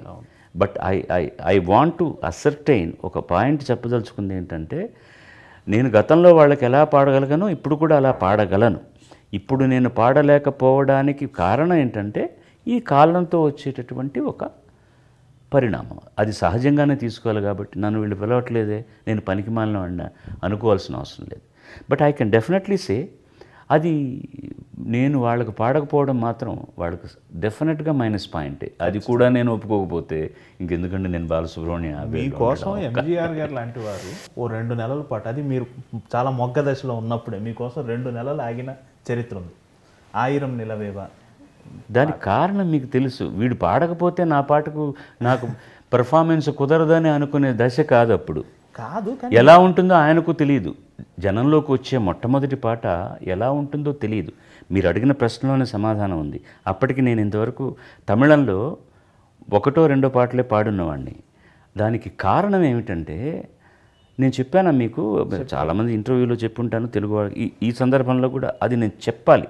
కొంతమంది ప్రాతస్మరణీయులు మనం కృతజ్ఞతాపూర్వకంగా అందరికీ వందనం చేయాలి. కాబట్టి నాకు టైఫాయిడ్ వచ్చిన తర్వాత పోస్ట్ పోన్ అయిపోయింది. ఇంకా నన్ను పిలవరు, వేరే ఎవరి చేతనే పాడించుకుంటారు అనుకున్నాను. పాడించడం కూడా న్యాయమే. నాకు మరో పాట ఇవ్వచ్చు. నాకు జ్వరం తగ్గిన తర్వాత మళ్ళీ వారి కారు వచ్చి నన్ను ఇంటికి తీసుకెళ్తే ఇదే పాట రిహార్సల్ చేస్తున్నాం. అడిగే ధైర్యం లేదు నాకు. ఎందుకు ఈ పాటను మీరు షూట్ చేయలేదా? మీరు రాజస్థాన్లో షూట్ చేయాలనుకున్నారు, దీని పర్మిషన్స్, దీంతోపాటు కొన్ని సీన్లు తీయాలి, ఒక 200 మంది జూనియర్ ఆర్టిస్టులు, డాన్సర్లు, అంతమందిని పెట్టుకొని ఈ పాటను తీయకుండా పోస్ట్ పోన్ చేయాల్సిన అవసరం. ఒక సౌందరరాజన్ గారు దొరకలేదనుకోండి, అప్పుడు నేను ఒప్పుకుంటాను. బాలుడు అనేవాడు 2 పాటలు పాడినవాడే. రికార్డింగ్లో అయిన తర్వాత ధైర్యం చేసి అడిగాను ఆయన్ను, దీనికి కారణం చెప్పగలరా అని. నువ్వు ఇంజనీరింగ్ కాలేజీలో చదువుతున్నావు, వెళ్ళి నీ మిత్రులకు ఫస్ట్ డే రిహార్సల్స్ కాగానే ఈ పాట పాడి వినిపించుంటావు. వాడు మహదానందపడి ఉంటాడు, మావాడు ఎంజీఆర్కి పాడుతున్నాడని. రేపు ఏ కారణం వల్ల అయినా సరే సినిమాలో నీకు వేరే పాట ఇవ్వచ్చు. ఈ పాట నువ్వు పాడకుండా సౌందరరాజనో మరొకరు పాడారనుకో, వాళ్ళు ఏమనుకుంటారు? బాలసుబ్రహ్మణ్యం పాడిన పాట ఎంజీఆర్కి నచ్చలేదు, అందుకని ఆ పాటను తీసేశారు అనుకుంటే నీ భవిష్యత్తుకి అది మంచిది కాదు.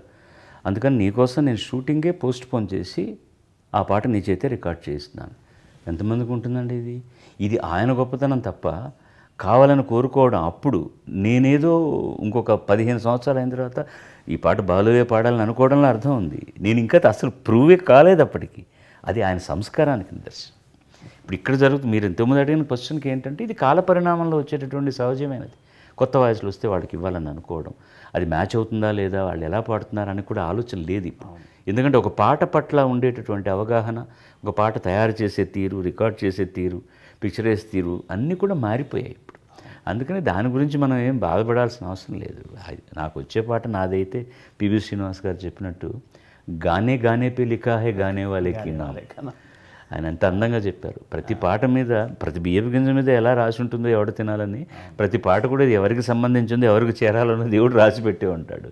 నా పాట అయితే దాన్ని ఎవ్వడు కాదని లేడు, అది నాకే వస్తుంది. అంటే యాదృచ్ఛికంగా ఆ పాట ప్రస్తావన వచ్చింది కాబట్టి ఆ పాటలో యాక్ట్ చేసిన వారు జయలలిత గారు, ఎంజీఆర్ గారు. ఇటీవలే వారు పరమపదించటం, వారితో ఉన్న అనుబంధం చాలా తక్కువ అండి. గొప్ప అనుబంధం ఏంటంటే, ఆవిడ సినిమాలో 4 పాటలు పాడే సినిమాల్లో ఒక్క షోలో 3 డ్యూయెట్లు. ఆ 3 డ్యూయెట్లు నాతోనే పాడారు.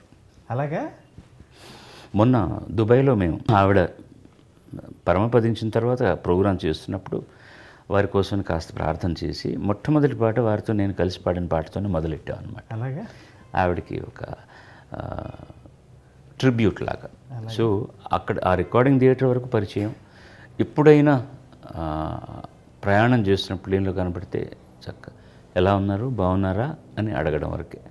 ఆవిడ ఇచ్చినప్పుడు తమిళనాడు గవర్నమెంట్ అవార్డు తీసుకుంటున్నప్పుడు కులాసాగా ఉన్నారా అనేవారు, అంతే తప్ప. మాతృభాషగా ఉన్న వాళ్ళతో ఆవిడ తెలుగే మాట్లాడేవారట కదా. తెలుగు మాతృభాష అయి ఉండి మాట్లాడే వాళ్ళు తెలుగు కంటే చాలా బాగా మాట్లాడేవాళ్ళు. నెల్లూరులో ఒకసారి మన నంది అవార్డ్స్ ఫంక్షన్ జరిగింది. దాంట్లో నాకు అవార్డు వస్తే ఆవిడని ముఖ్య అతిథిగా, అప్పుడు తమిళనాడు ముఖ్యమంత్రిగా ఉన్నప్పుడు మన జనార్దన్ రెడ్డి గారు అప్పుడు ముఖ్యమంత్రి, ఆవిడని ఆహ్వానిస్తే ఆవిడ అక్కడ మాట్లాడిన పద్ధతికి నేను సుందరామూర్తి నా పక్కన ఉన్నాడు. ఏమిటయ్యా ఇది ఆవిడది. మా ఉపాధ్యాయులందరూ నాకు తెలుగు నేర్పించిన పద్ధతి, నెల్లూరుతో నాకు నా జన్మతో ఉన్నటువంటి ఒక సంబంధం మూలకంగా ఇక్కడికి పిలిస్తే నేను తప్పకుండా వస్తానని చెప్పి వచ్చానని చెప్పి. వారి తల్లిగారు కొన్నాళ్ళు రంగనాయకులపేటలో వాళ్ళ దాయాదులు ఉన్నారు. అక్కడంతా కూడా అయ్యంగార్ల అగ్రహారం అది. అక్కడ ఆవిడ ఉన్నారన్నమాట. అప్పుడు ఈవిడ చిన్నపిల్లగా ఉన్నప్పుడు కొన్ని సంవత్సరాలు అక్కడ ఉన్నారు. అది ఆవిడ గుర్తు చేసుకుని ఆవిడ చెప్పిన తెలుగు పద్ధతి నాకు భలే అందంగా అనిపించింది అనమాట. అందుకని మొదటి నుంచి కూడా మీరు వారితో పాడిన 3 డ్యూయట్లు తమిళ్ వాడిని తమిళే. ఇప్పుడు ఆవిడకి మాతృభాష ఏదని చెప్పాలి, తండ్రి తల్లి ఇద్దరు అయ్యంగార్లు కాబట్టి ఇంట్లో మాట్లాడుకునే భాష తమిళం. పుట్టి పెరిగిందంతా కర్ణాటకలో కాబట్టి బయట అడుగు పెట్టగానే మాట్లాడే భాష కన్నడం. తెలుగు సినిమాల్లో నటించారు కాబట్టి ఆవిడకి తల్లిగారి ద్వారా సంక్రమించిన తెలుగు భాషను ఆవిడ ఉపయోగించుకున్నారు. ఇంగ్లీష్ చాలా ఫ్లూయెంట్గా అత్యద్భుతంగా మాట్లాడగలిగిన ఒక విదుషి ఆవిడ. సో కొన్నాళ్ళ తర్వాత మన మాతృభాష ఏమిటంటే కళాకారులకు మర్చిపోతాం మనం. మర్చిపోవడం ముఖ్యం. అందుకని నన్ను ఎవరు అడిగినా కూడా మాతృభాష ఏంటంటే సంగీతం అని చెప్తాను. అవును, ఈ మధ్య రష్యా ప్రోగ్రాంలో కూడా మీరు అదే చెప్పారు. సార్, నేను యూట్యూబ్లో ఒక వీడియో చూశాను.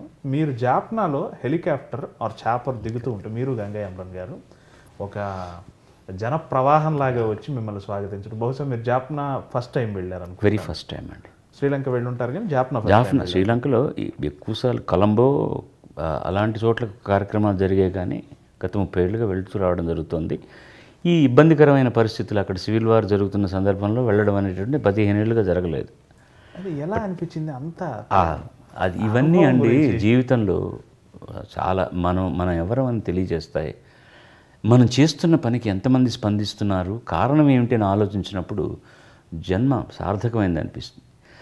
వాళ్ళు చివికి చితికిపోయినటువంటి తమిళ కుటుంబాలు ఉన్నాయి అక్కడ. ముఖ్యంగా యుద్ధం ఎక్కువగా జరిగింది అక్కడ.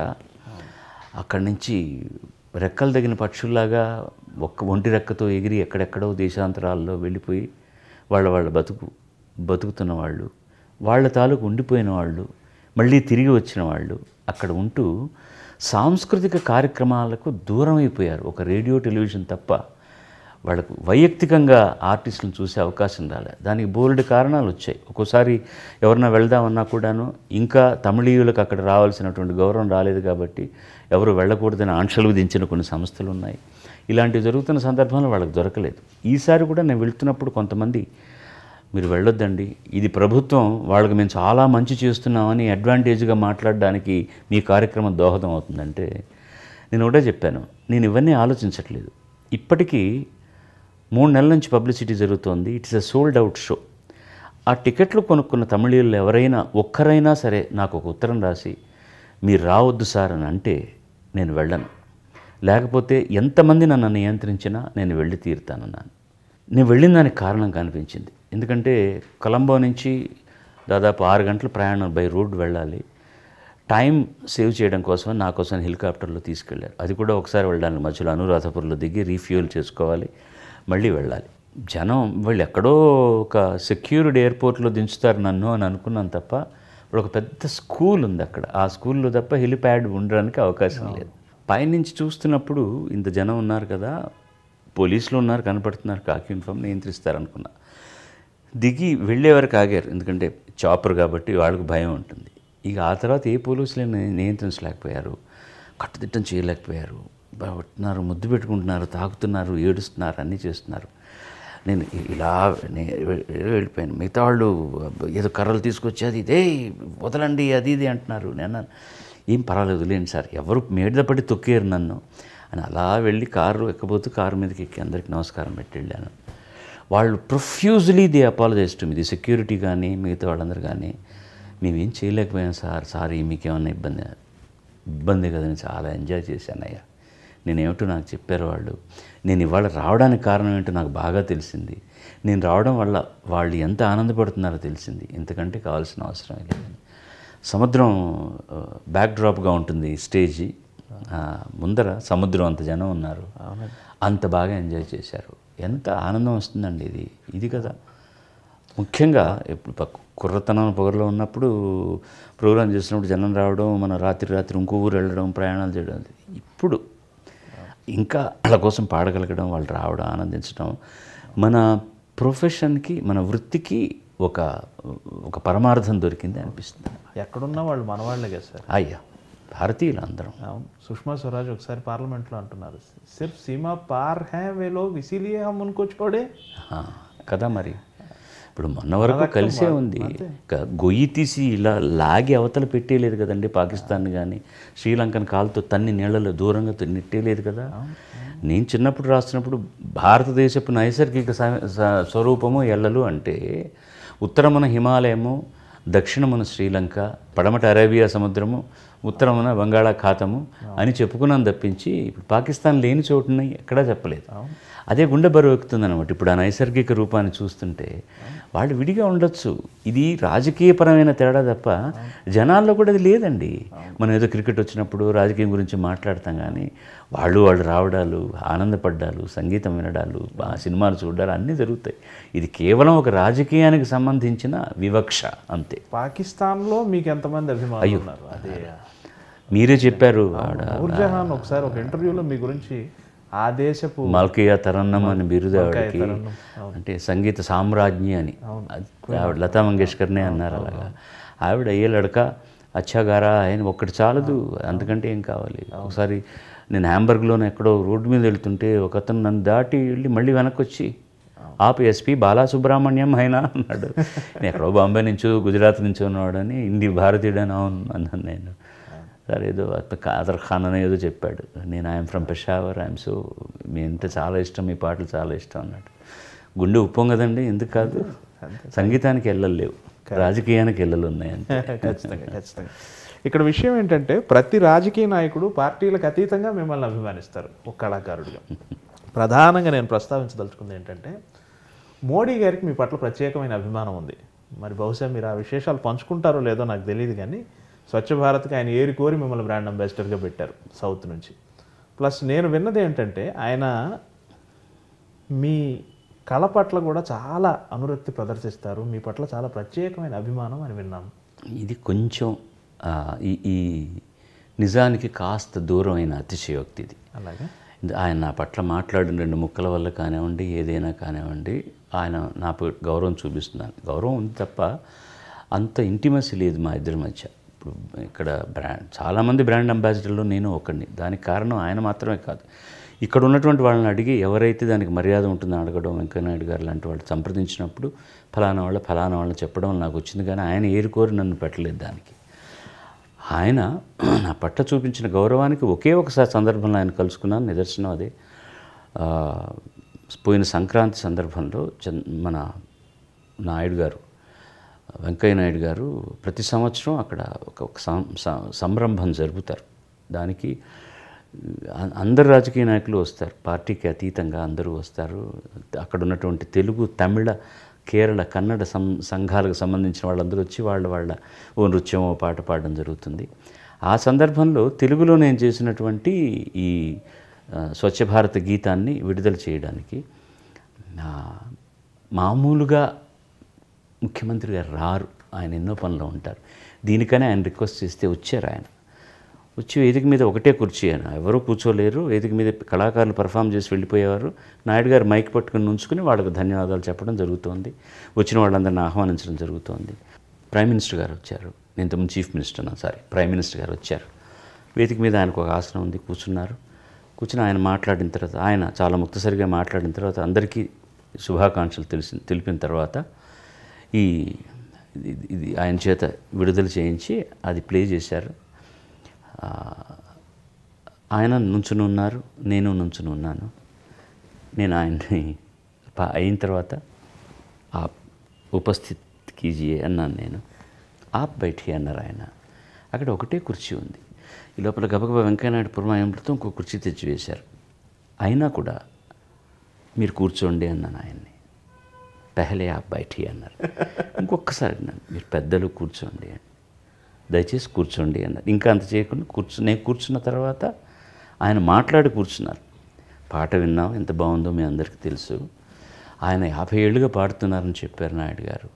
ఒక వ్యక్తి ఒక పరిపూర్ణమైన 50 సంవత్సరాలు, ఆయన పరిపూర్ణమైన 50 సంవత్సరాలు వృత్తి జీవితం గడిపాడు అంటే దాని వెనక ఎంత త్యాగం ఉంటుంది, ఎంత కృషి ఉంటుందని నేను గమనించగలను. ఒక కళాకారుడిగా ఆయన ముందు కూర్చోమనడమే న్యాయం. వయసులో కూడా నాకంటే పెద్దవారు వారు, తప్పే ఉంది, అందుకని వారిని కూర్చోమన్నాను నేను.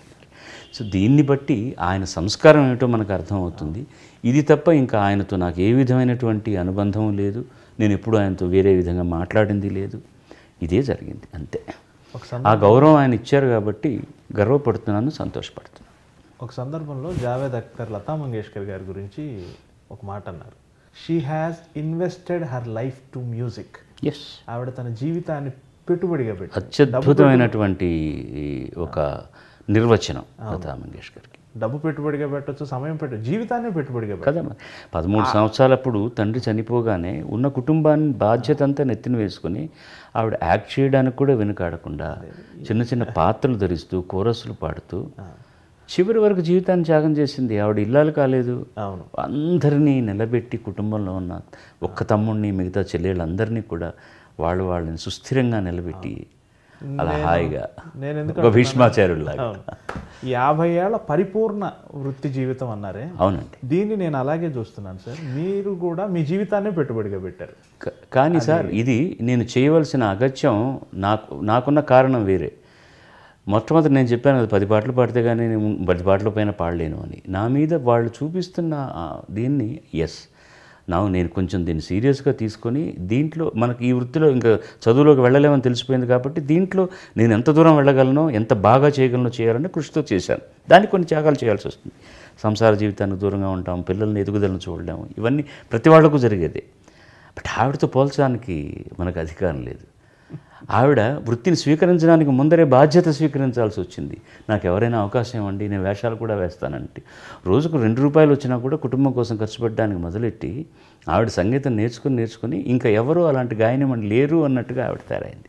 నేను వృత్తిలోకి వచ్చిన తర్వాత నేను పరిణతి సాధించాలి కాబట్టి నేను చిన్న చిన్న త్యాగాలు చేయడం అనేటటువంటిది ఎవరైనా చేసేది. ఆవిడ అలా కాదు. 13 ఏళ్ళు ఏం జీవితం చూసి ఉంటుంది ఆవిడ. తర్వాత ఆవిడ పెద్ద లగ్జరీ కార్లో ఉండొచ్చు. ఇప్పుడు కూడా ఆవిడ ఉండే చూస్తే 3 బెడ్రూమ్ అపార్ట్మెంట్, చాలా సాదా సీదాగా ఉంటుంది. ఎక్కడ పెద్ద విల్లాలు బంగ్లాలు కొనుక్కొని ఉండలేదు ఆవిడ. అవునట సార్. ఇప్పుడు ప్లేబ్యాక్ సింగర్గా ఒక దాన్ని ఏమంటారు, మెహబూబ్ గులూకార్ అంటారు హిందీలో, అట్లా స్టార్ సింగర్ అనే ఒక కాన్సెప్ట్ ఉండేది.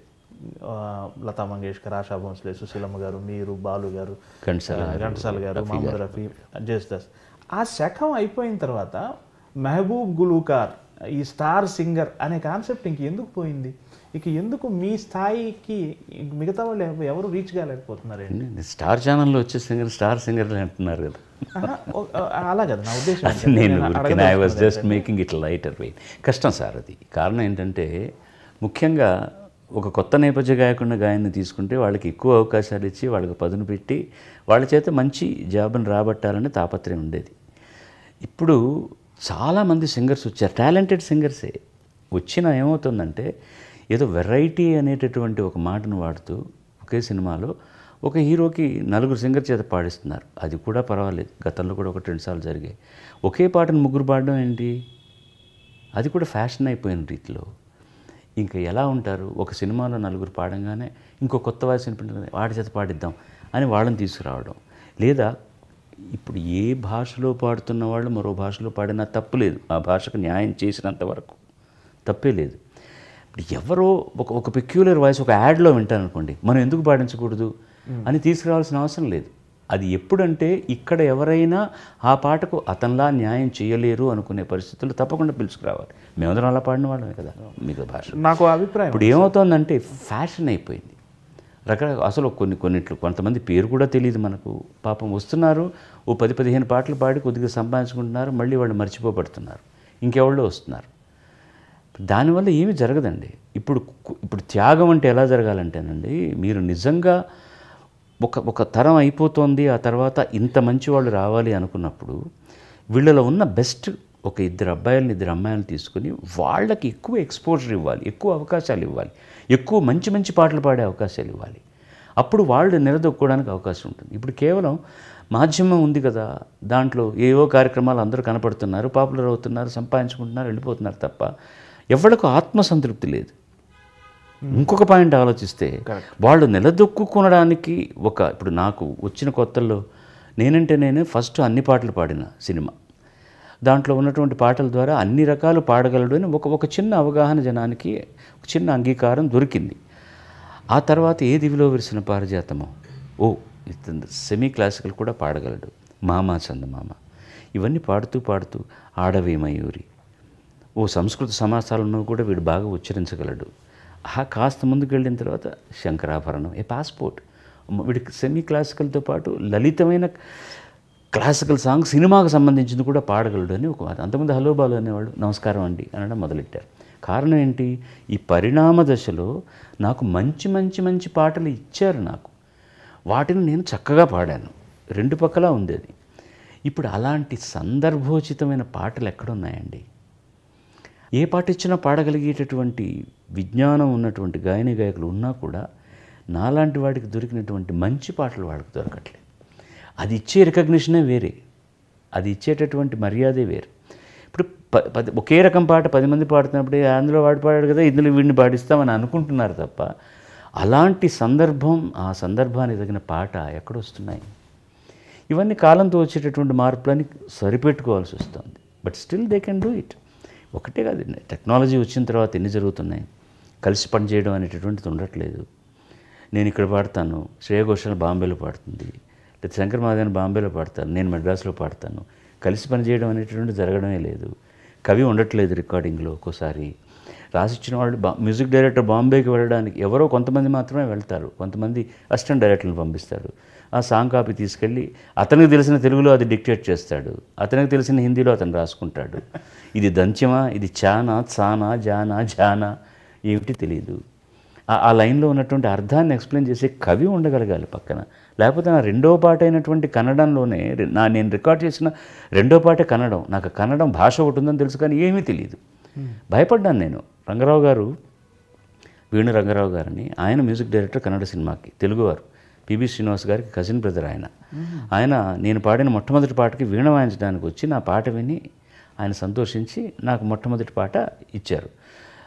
పిలిస్తే అయ్యా నాకు కన్నడం ఎలా ఉచ్చరించాలో తెలియదంటే, నాకు ఇది మొదటి సినిమా కన్నడంలో, నాకు కన్నడ భాష రాదు, కవి ఉంటారు మనకు చెప్తారు, కష్టపడు, నేర్చుకో, పాడు అన్నారు. ఇప్పుడు అలాంటి అవకాశాలు సింగర్స్ కూడా ఇవ్వట్లేదు. ఎవరో నార్త్ నుంచి వచ్చి వాడు ఉచ్చారణ సరిగ్గా లేదని మనం తిట్టడం న్యాయం కాదు కదా.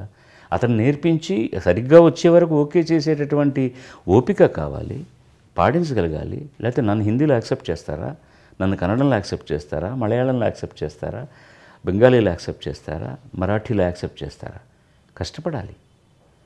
భాషకు మన అమ్మకి ఇచ్చినంత గౌరవం ఇవ్వగలగాలి. అది ఇప్పుడు ఎలా పాడినా పర్వాలేదు, ఇది వెరైటీగా ఉంది అని. ఒకానొక ప్రొడ్యూసరు మ్యూజిక్ డైరెక్టర్ ఇంకో టేక్ అడుగుతున్నాడు అమ్మాయిని పాడడానికి. ఎందుకండి అది బాగుంది అంటున్నాడు నిర్మాత, దర్శకుడు కూడా. లేదంటే అక్కడ ఒక చోట గాంధారం శృతి చేరలేదు, అది వెరైటీగా ఉంటుంది, వదిలేద్దామంటే ఎట్లా? వెరైటీగా ఉంటుందని అమ్మకు స్విమ్మింగ్ డ్రెస్ వేస్తే బాగుంటుందా? అమ్మ చీర కట్టుకుని బొట్టు కట్టు పొద్దున్న నాయన లేవరా అంటేనే బాగుంటుంది తప్ప ఒక స్విమ్మింగ్ డ్రెస్లో వచ్చి పొద్దున్న అమ్మ అరే గెటప్ అంటే ఎలా ఉంటుంది? ఏ మర్యాద అమర్యాద దానికి ఇవ్వాల్సి. నాకు ఒక అభిప్రాయం ఉంది sir, correct me if I'm wrong.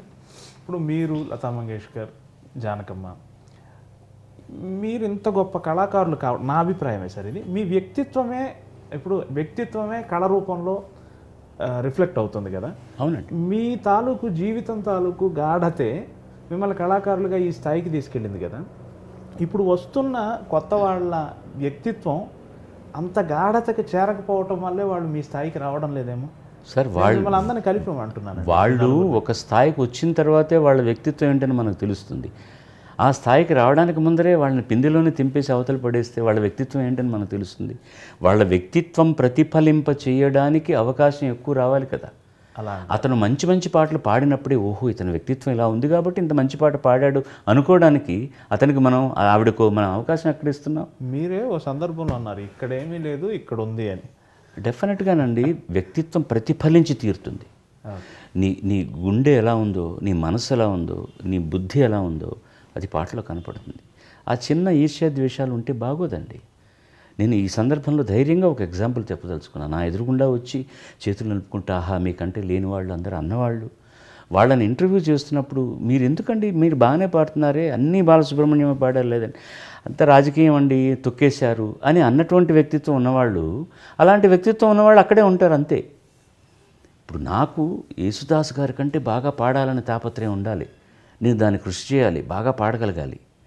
Yesudas ఏం పాడుతున్నాడు, ఆయన పాటకు రాకుండా చేయడానికి నేను ఏదైనా ప్రయత్నం చేయగలనా అని ఆలోచిస్తే నువ్వు అక్కడే ఉంటావు. కానీ ఎవరిని రాలేం లేదు. నేను ఏమన్నా బస్ స్టాండ్కి వెళ్ళి ఈ రైల్వే స్టేషన్కి వెళ్ళి మనుషులు పెట్టి నువ్వు రావద్దా ఆగిపోయి ఇక్కడ నీ ఎవరో పాడడానికి ముందు నా మాట చెప్తే వినే మ్యూజిక్ డైరెక్టర్లు నువ్వు సార్ నేను తప్ప ఎవరు పాడడానికి వీలేదు అంటే అప్పుడు నా గాత్రం ఎంత, నా స్థాయి ఎంత, నువ్వు కాదు ఇంకోటి పోరా అని పక్కకు తోస్తారు. నేను నా స్థాయిని సంపన్నం చేసుకోవడం కోసం కష్టపడ్డానే తప్ప ఇంకొవరు రాకూడదు అనలేదు. మా సీనియర్ కళాకారులు కూడా నేరుగా సభల్లోనే అన్నాడు, అయ్యా ఘంటసాల గారు ఉన్నప్పుడు ఏదో కామెడీ పాటలు అవన్నీ మాకు ఇచ్చేవారు, కొంతమంది హీరోలకు పాడాం. ఇతను వచ్చిన తర్వాత సేనాధిపతి దగ్గర నుంచి సైనికుడి దగ్గర నుంచి రాజు దాకా ఇతనే పాడుతున్నాడు, మాకు రావట్లేదు అంటే నేను పాడిన పద్ధతి అది వాళ్ళకి నచ్చింది. నేను ఎవరికి ఎలా కావాలో అలాగ పాడాను. అది ఇప్పుడు కూడా ఆ గొప్పతనాన్ని నేను ఒప్పుకోకపోతే నాకు నేను ద్రోహం చేసుకునేవాడిని కాదండి. దాన్ని కూడా సవినయంగానే భరించాను తప్ప ఎక్కడా నేను ఒక తుల్యమైన మాట మాట్లాడలేదు. ఏదో వాళ్ళ మనసు నొచ్చుకుంది అన్నారని వాళ్ళే నా ఎదురుగుండా వచ్చి తమ్ముడు ఆహా నువ్వు పాడుతున్నట్టు ఎవరు పాడలేరు అన్నప్పుడు దాన్ని కూడా చిరునవ్వుతోనే స్వీకరించాను తప్ప నేనేనాడు ఏదో అది తర్వాత వాళ్ళ మానసిక పరిపక్వత అలాంటిది. వాళ్ళు మాట్లాడేటప్పుడు ఎక్కడన్నా ఒక కెమెరా మన మీద ఉంది, మీరు ఎక్కువ పాటలు పాడలేకపోయారే బాలసుబ్రహ్మణ్యం గారు పాడుతున్నారు అన్నప్పుడు అయ్యా ఆయన నాకంటే బాగా పాడతాడు, నాకంటే గొప్పవాడు. ఇప్పుడు నేను యేసుదాస్ గారి గురించి చెప్పట్లేదా, బాలమురళి గారి గురించి చెప్పట్లేదా, కిషోర్ కుమార్ గారి గురించి చెప్పట్లేదా? ఉన్నమాట చెప్పడానికి ఏంటి తప్పులేదు. అది చెప్పడానికి ఒక చిన్న ఇన్ఫ్లెక్స్ లోపల ఒక ఇన్ఫీరియారిటీ కాంప్లెక్స్ వచ్చి నేను వాడికంటే బాగా పాడగలను, వాడు నాకు అవకాశాలు ఇవ్వకుండా చేశాడు అనడం అపరిపక్వతకు ఒక నిదర్శనం అంతే తప్ప వేరే ఏమీ కాదు. డెఫినెట్లీ ఇప్పుడు మన ఎవరో విమర్శ చేస్తూ నాలాంటి గాయకుడు ఇక పుట్టడం కష్టం అవుతుంది అని నేను ఒక స్టేట్మెంట్ ఇచ్చి ముగించాను. బాలసుబ్రహ్మణ్యం గారు మీరంటే మాకు చాలా గౌరవం, మీరు చాలా జాగ్రత్తగా మాట్లాడతారు, అంత మాట ఎలా అనేశారు మీరు అని దాని వెనకాల నా హృదయం అర్థం చేసుకునేవాడికి తెలుస్తుంది. ఇప్పుడు అలాంటి గాయకుడు పుట్టడానికి అవకాశాలు లేవు. ఫస్ట్ ఆఫ్ ఆల్ వాడు ఉన్నాడో లేదో తెలియాలంటే వాడికి ఎక్కువ అవకాశాలు ఇవ్వాలి. అలాంటి అవకాశాలు రావట్లేదు ఎవరికి. నాకంటే గొప్పగా పాడే చాలామంది గాయనిమణులు గాయకులు నేను సూత్రధారిగా పనిచేస్తున్న ప్లాట్ఫామ్ నుంచి వచ్చారు. చాలా చక్కగా పాడగలిగిన వాళ్ళు, విద్వత్తు ఉన్నవాళ్ళు. అవకాశాలు లేవు వాళ్ళకి. నేను భాషని, భావాన్ని, సంగీతాన్ని నాకున్నంత పరిధిలో నేను దాన్ని బాగా ఆకలింపు చేసుకొని కష్టపడి ఆ భావాన్ని అవి చక్కగా నేను ప్రతిఫలింప చేయడానికి నా గానం మూలకంగా నాకు అవకాశాలు వచ్చాయి. ఇక అలాంటి అవకాశాలు నేను ఒక కవి పనిని చాలా సులభం చేశానండి. అంత మునుపు ఆలోచించేవాడు అనమాట. ఒక పెద్ద సమాసం ఇస్తే ఒక ఆర్టిస్ట్ ఎవరైనా గాయకుడు పాడడానికి ఇబ్బంది అవుతుందేమోనని. నేను పెద్దవాళ్ళని ఎవరిని కించపరుస్తూ కాదు, వీళ్ళు ఆలోచించేవాళ్ళు, వాళ్ళు పాడలేరని కాదు. అందుకని సరళతరంగా రాయించుకోవడం, ఏదైనా ఒక కాంప్లికేటెడ్ ట్యూన్ చేస్తే ఎందుకండి ఇది పాడడం ఇబ్బంది అవుతుంది అని ఆలోచించి దాన్ని సరళతరం చేయడం చేసేవాళ్ళు. నేను వచ్చాక జరిగింది ఏంటంటే ఎంత కాంప్లెక్స్డ్గా ఉన్నా కూడా ఇది డైరెక్టర్ ఏమయ్యా ఇది పాడడం కష్టం, బాలు పాడతాడండి, ఏమైనా ఇది ఉచ్చరించడం కష్టం, బాలు ఉచ్చరిస్తాడండి అనే ఒక నమ్మకాన్ని నేను అది చేశానో లేదో తర్వాత సంగతి. ఒక నమ్మకాన్ని ఒక కవికి, ఒక సంగీత దర్శకుడికి కలిగించానంటే నేను ఎందుకు గర్వపడకూడదండి? మిగతా వాళ్ళు ఆ నమ్మకాన్ని కలిగించలేకపోయారు కాబట్టి వాళ్ళకి అవకాశాలు రాలేదు. That's it. ఇందులో రాజకీయమో మరొకటో ఏమీ లేదు. యేసుదాస్ గారు తమిళంలో పాడడం ఉధృతంగా చేస్తున్న రోజుల్లో 2 సంవత్సరాలు నాకు ఒక్క 10 పాటలే దొరికాయి. నేను ఏనాడు డీలా పడిపోలేదు, మిగతా భాషల్లో పాడుతూనే ఉన్నాను. నేను సడన్గా ఎందుకు నాకు పాటలు రాలేదు అని విశ్వనాథన్ గారు ఒక 2 ఏళ్ల తర్వాత రికార్డింగ్ నన్ను పిలిచి ఏమైపోయానో కనపడలేదే అన్నారు. నేను ఎక్కడికి పోలేదండి, మీరు నన్ను 2 ఏళ్ల తర్వాత పిలిచారు అని. ఏమిటి అలా అంటున్నావు అన్నాడు. నిజం అన్నగారు, ఈ 2 ఏళ్ళు మీరు నన్ను పిలిచి మీరు కంప్లైంట్ చేయట్లేదు, మీ మరొక సోదరుడు అద్భుతంగా పాడుతున్నారు కాబట్టి ఎక్కువ పాటలు ఆయన చేత పాడించారు. నన్ను 2 ఏళ్ల తర్వాత మీరు పిలిచారు, ఇప్పుడు నాకు సంతోషంగా ఉంది అంతే తప్ప. ఆయన అసిస్టెంట్ని పిలిచి ఏం నారాయణ నాయర్ బాలను మనం 2 ఏళ్ళుగా పిలవలేదండి. అవునండి అన్నారు. ఇది ఎలా జరిగింది అబ్బాయి అన్నాడు ఆయన. ఎలా జరగాలో అలా జరుగుతుందండి, ఇది న్యాయంగా జరగాల్సిన పద్ధతి. నాకు మీరు ఇప్పుడు పాట ఇచ్చారు, నేను ఈ పాట మీద కాన్సన్ట్రేట్ చేసి నేను బాగా పాడాలి అంతే. మిగతా ఎవరెవరో పాడేస్తున్నారు అనుకుంటే ఆ సందర్భంలో వాళ్ళకు ఉన్నటువంటి విద్వత్తు దాన్ని కారణం పెట్టుకుని ఓ 2 పాటలు అత్యద్భుతంగా హిట్ అయిపోయాయి. కాబట్టి అదే ఎంజీఆర్ గారు, అదే శివాజీ గారు అందరూ ఆయన చేత పాడించారు. సో ఈ సందర్భం జరిగిన తర్వాత మళ్ళీ అదే ఎంజీఆర్, అదే శివాజీ గారు నా చేతనే పాడించుకోవాలని అనుకున్నారు. ఇందులో పోటీ కాదు ముఖ్యం, ఒక కాల పరిణామంలో జరిగేటటువంటి ఇవన్నీ మామూలుగా జరుగుతాయి అంతే. కానీ దీన్ని అవతల వాడి మీద నేను అప్పుడు యేసుదాస్ గారు వచ్చేసారు, ఆయన మలయాళి. ఎంఎస్ విశ్వనాథన్ గారు అప్పుడు చాలా స్థానికంగా అద్భుతంగా చేస్తున్నాడు, ఆయన మలయాళి. అందుకు నేను ఎక్కడో తెలుగువాడిని, నాకు ఇవ్వలేదు, ఈ మలయాళి కలిసిపోయారంటే అంతకంటే కుసంస్కారం ఒకటి ఉండదు. ఎక్కడ గొప్ప ఉంది అక్కడ ఉప్పు కూడా నేర్చుకోవాలి మనం. విశ్వనాథన్ గారి టీంలో మీరు చాలా ముఖ్యులు. ఒక దశలో మీ పాటలు లేకుండా ఆయన సినిమాలే రాలేదు. కాలక్రమంలో విశ్వనాథన్ గారి శకం ముగిసి లేదా వారి కొంత తగ్గుతూ ఇళయరాజా అనే మధ్యాహ్న మార్తాండు అలా పైకి వచ్చినప్పుడు మీరు అందంగా ఒదిగిపోయారు. విశ్వనాథన్ గారి నుంచి అలా ఇళయరాజా క్రమంలోకి అలా ఒదిగిపోయారు. ఆ పరిణామం గురించి చెప్పండి. ఎడుపారు కై పిల్లని చిన్నపిల్లవాడు ఏడుస్తుంటే ఎవరు ఎత్తుకుంటే వాళ్ళ చంకలోకి వెళ్ళడమే మన పని. ఇప్పుడు విశ్వనాథన్ గారు ఉధృతంగా చేస్తున్న రోజుల్లో కూడా విజయభాస్కర్ అనేవాడికి, ఉపేంద్ర కుమార్ అనే ఆయనకు, మిగతా వాళ్ళకి, తమిళంలో చేస్తున్న వాళ్ళకి, తెలుగులో చేస్తున్న వాళ్ళకి అందరికీ, రాఘవుల్ గారికి పాడాను, సత్యం గారికి పాడాను. అప్పుడు చక్రవర్తి అనేవాడు కొత్తగా మొదలైనప్పుడు పాడాను. వాడు వీళ్ళందరినీ సూపర్ సీట్ చేసిన తర్వాత పాడుతూనే ఉన్నాను. ఘంటసాల మాస్టర్కి పాడాను, పింజల్ గారికి పాడాను, రాజశ్రీ. పిలిస్తే అవకాశం ఇస్తే పాడడం మన వంతు తప్ప ఇందులో ఒదిగిపోవడం, అడ్జస్ట్ అవడం అనేది ఏం లేదు. ఎవరి బాణీకి తగినట్టు పాడడం అనేటటువంటిది కళాకారుడి లక్షణం, గాయకుడి లక్షణం. అది లేకపోతే రెండో పాటకి పిలవరు మిమ్మల్ని. మన పాటకు వీడు న్యాయం చేస్తా అనుకున్నప్పుడే పిలుస్తారు. అప్పుడు నేను కీర్తివంతుడిగా ఉండుండవచ్చు. వాడితో ఇళయరాజాతో నాకు మా కచేరీలో హార్మోనియం వాస్తున్న బట్టి నా గురించి వాడికి బాగా తెలుసు. కాబట్టి అలా అయినా కూడా మొదటి 2-3 సినిమాలు నేను పాడనే లేదు వాడికి. దానికి కారణాలు ఏమైనా ఉండొచ్చు, నేను అవైలబుల్గా లేకపోవచ్చు, ఏమనవచ్చు. 4వ సినిమా నుంచి మొదలెట్టిన తర్వాత ఎక్కువ కాంబినేషన్ నేను, జానకి గారు, ఇళయరాజాతో అలా జరిగిపోయింది. ఆ తర్వాత మనోని పిలిచి అతనికి చాలా గొప్ప అవకాశాలు ఇచ్చారు. వాడి మ్యూజిక్ డైరెక్షన్లో యేసుదాస్ గారు అద్భుతమైన పాటలు పాడారు. సంఖ్యాపరంగా ఎక్కువ పాటలు నేను పాడాను. ఒదిగిపోవడం అనేటటువంటి ఆ లక్షణం లేకపోతే మనం నిలబడలేమండి. వారే ఒక ఇంటర్వ్యూలో అన్నారు, మీరు జానకి గారు లేకపోతే ఆ పాటలకు అంత న్యాయం జరిగి ఉండేది కాదు అని. అతను అన్నాడో లేదో అనకపోయినా పర్వాలేదండి, దాని గురించి నేను ఎక్స్పెక్ట్ చేయను, ఇళయరాజా గారు అన్నదాని గురించి. బట్ అది సత్యం. ఎందుకంటే ఎవరో ఫ్యాన్స్ జానకి గారి దగ్గర అన్నాడు, అమ్మ అంతకుముందు మీకు కొంచెం తక్కువగా ఆటుపోట్లతో ఉండేటటువంటి పరిస్థితి ఉండింది, ఇళయరాజా వచ్చాక మీకు ఎక్కువ అవకాశాలు ఇవ్వాలంటే ఒక క్షణం ఆగు అంది ఆవిడ. ఇళయరాజా నన్ను పోషించడానికి నాకు అవకాశం ఇవ్వగల, అతని పాటలకు నేను న్యాయం చేస్తాను కాబట్టి ఇచ్చాడు. నేను బాగా పాడాను పాటలు అంతే తప్ప అతను ఏదో నన్ను ఉద్ధరిస్తాడని ఇచ్చాడని నేను అనలేదు. అతను ఇచ్చినందుకు నేను ధన్యవాదాలు చెప్తాను. మంచి పాటలు ఇవ్వకేం చేస్తాడు, నేను బాగా పాడతాను అంతే. అలాగే ఇక్కడ కూడా గివ్ అండ్ టేక్. ఇప్పుడు ఇళయరాజా చాలా గొప్ప సంగీతం చేశాడు. ఆ గొప్ప సంగీతాన్ని పాడవలసిన వాళ్ళు పాడినప్పుడు వచ్చేటటువంటి ఆనందమే వేరే. అలాగనే మేమే పాడాలని లేదు. కొన్ని పాటలు అతను ఎవరి కోసం చేశారో వాళ్ళు న్యాయం చేశారు. బట్ ఎక్కువ శాతం పాటలు మేము ఇద్దరం పాడాం కాబట్టి మా కాంబినేషన్ అనేటటువంటి సుస్థిరమైంది. జానకి గారు, ఎస్పి బాలసుబ్రహ్మణ్యం, ఇళయరాజా అనే కాంబినేషన్. తమిళం ముఖ్యం. రెండవ స్థానం బహుశా చిత్ర గారితో ఎక్కువ పాడుంటారు. కాదు, ఎక్కువ పాటలు మొత్తం మీద తీసుకుంటే సుశీల్ గారితోనే ఎక్కువ పాడుంటాను. అలాగా అన్ని భాషలు కలిపి. తమిళంలో తీసుకుంటే ఎక్కువ జానకి గారితో, తర్వాత చిత్ర గారితో. చాలా సంతోషం. ఓ అందమైన సాయంత్రం ఇలా మీతో గడపగలగటం నిజంగా మనస్ఫూర్తిగా చాలా సంతోషపడుతున్నాను. ఆ విషయాన్ని మీకు ఒక కాఫీ ఇవ్వడం ద్వారా నేను తెలియజేసుకోవాలనుకుంటున్నాను. ఇప్పుడు ఈ కాఫీ ద్వారా నేను అందరికీ చెప్పేది ఏంటంటే, ఈ 2 గంటల సేపు మనం కాఫీ మీద మర్చిపోయాం. అది అవును, ఇది బాగా చల్లారిపోయింది. అవును, బాలసుబ్రహ్మణ్యం ఐస్ వాటర్ తాగుతాడు, ఐస్ కాఫీ కూడా తాగుతాడు. గొంతుక మీరు అన్నారే, దీని గురించి ఆలోచించేది ఇక్కడ ఉండాలి. కాబట్టి అవును, మీ అందరికీ కాఫీతో చీర్స్ చెప్తూ ఈ సంభాషణ ద్వారా మళ్ళీ నా మంచిని కోరేటటువంటి నా శ్రోతలందరికీ ఇంకా దగ్గరగా తీసుకొచ్చినందుకు యమునా కిషోర్ గారికి, వారి కాఫీకి, వారి కాఫీ కప్పుకి, వారి బృందానికి అందరికీ కూడా నేను సర్వదా కృతజ్ఞుడిని. నా తరపున, మా కాఫీ కప్ తరపున, మా coffee with Yamuna Kishore team మొత్తం అందరి తరపున మీకు మరీ మరీ ధన్యవాదాలు. Thank you very much. Survey జనా సుజనా భవంతు, సర్వే సుజనా సుఖినో భవంతు. స్వస్తి.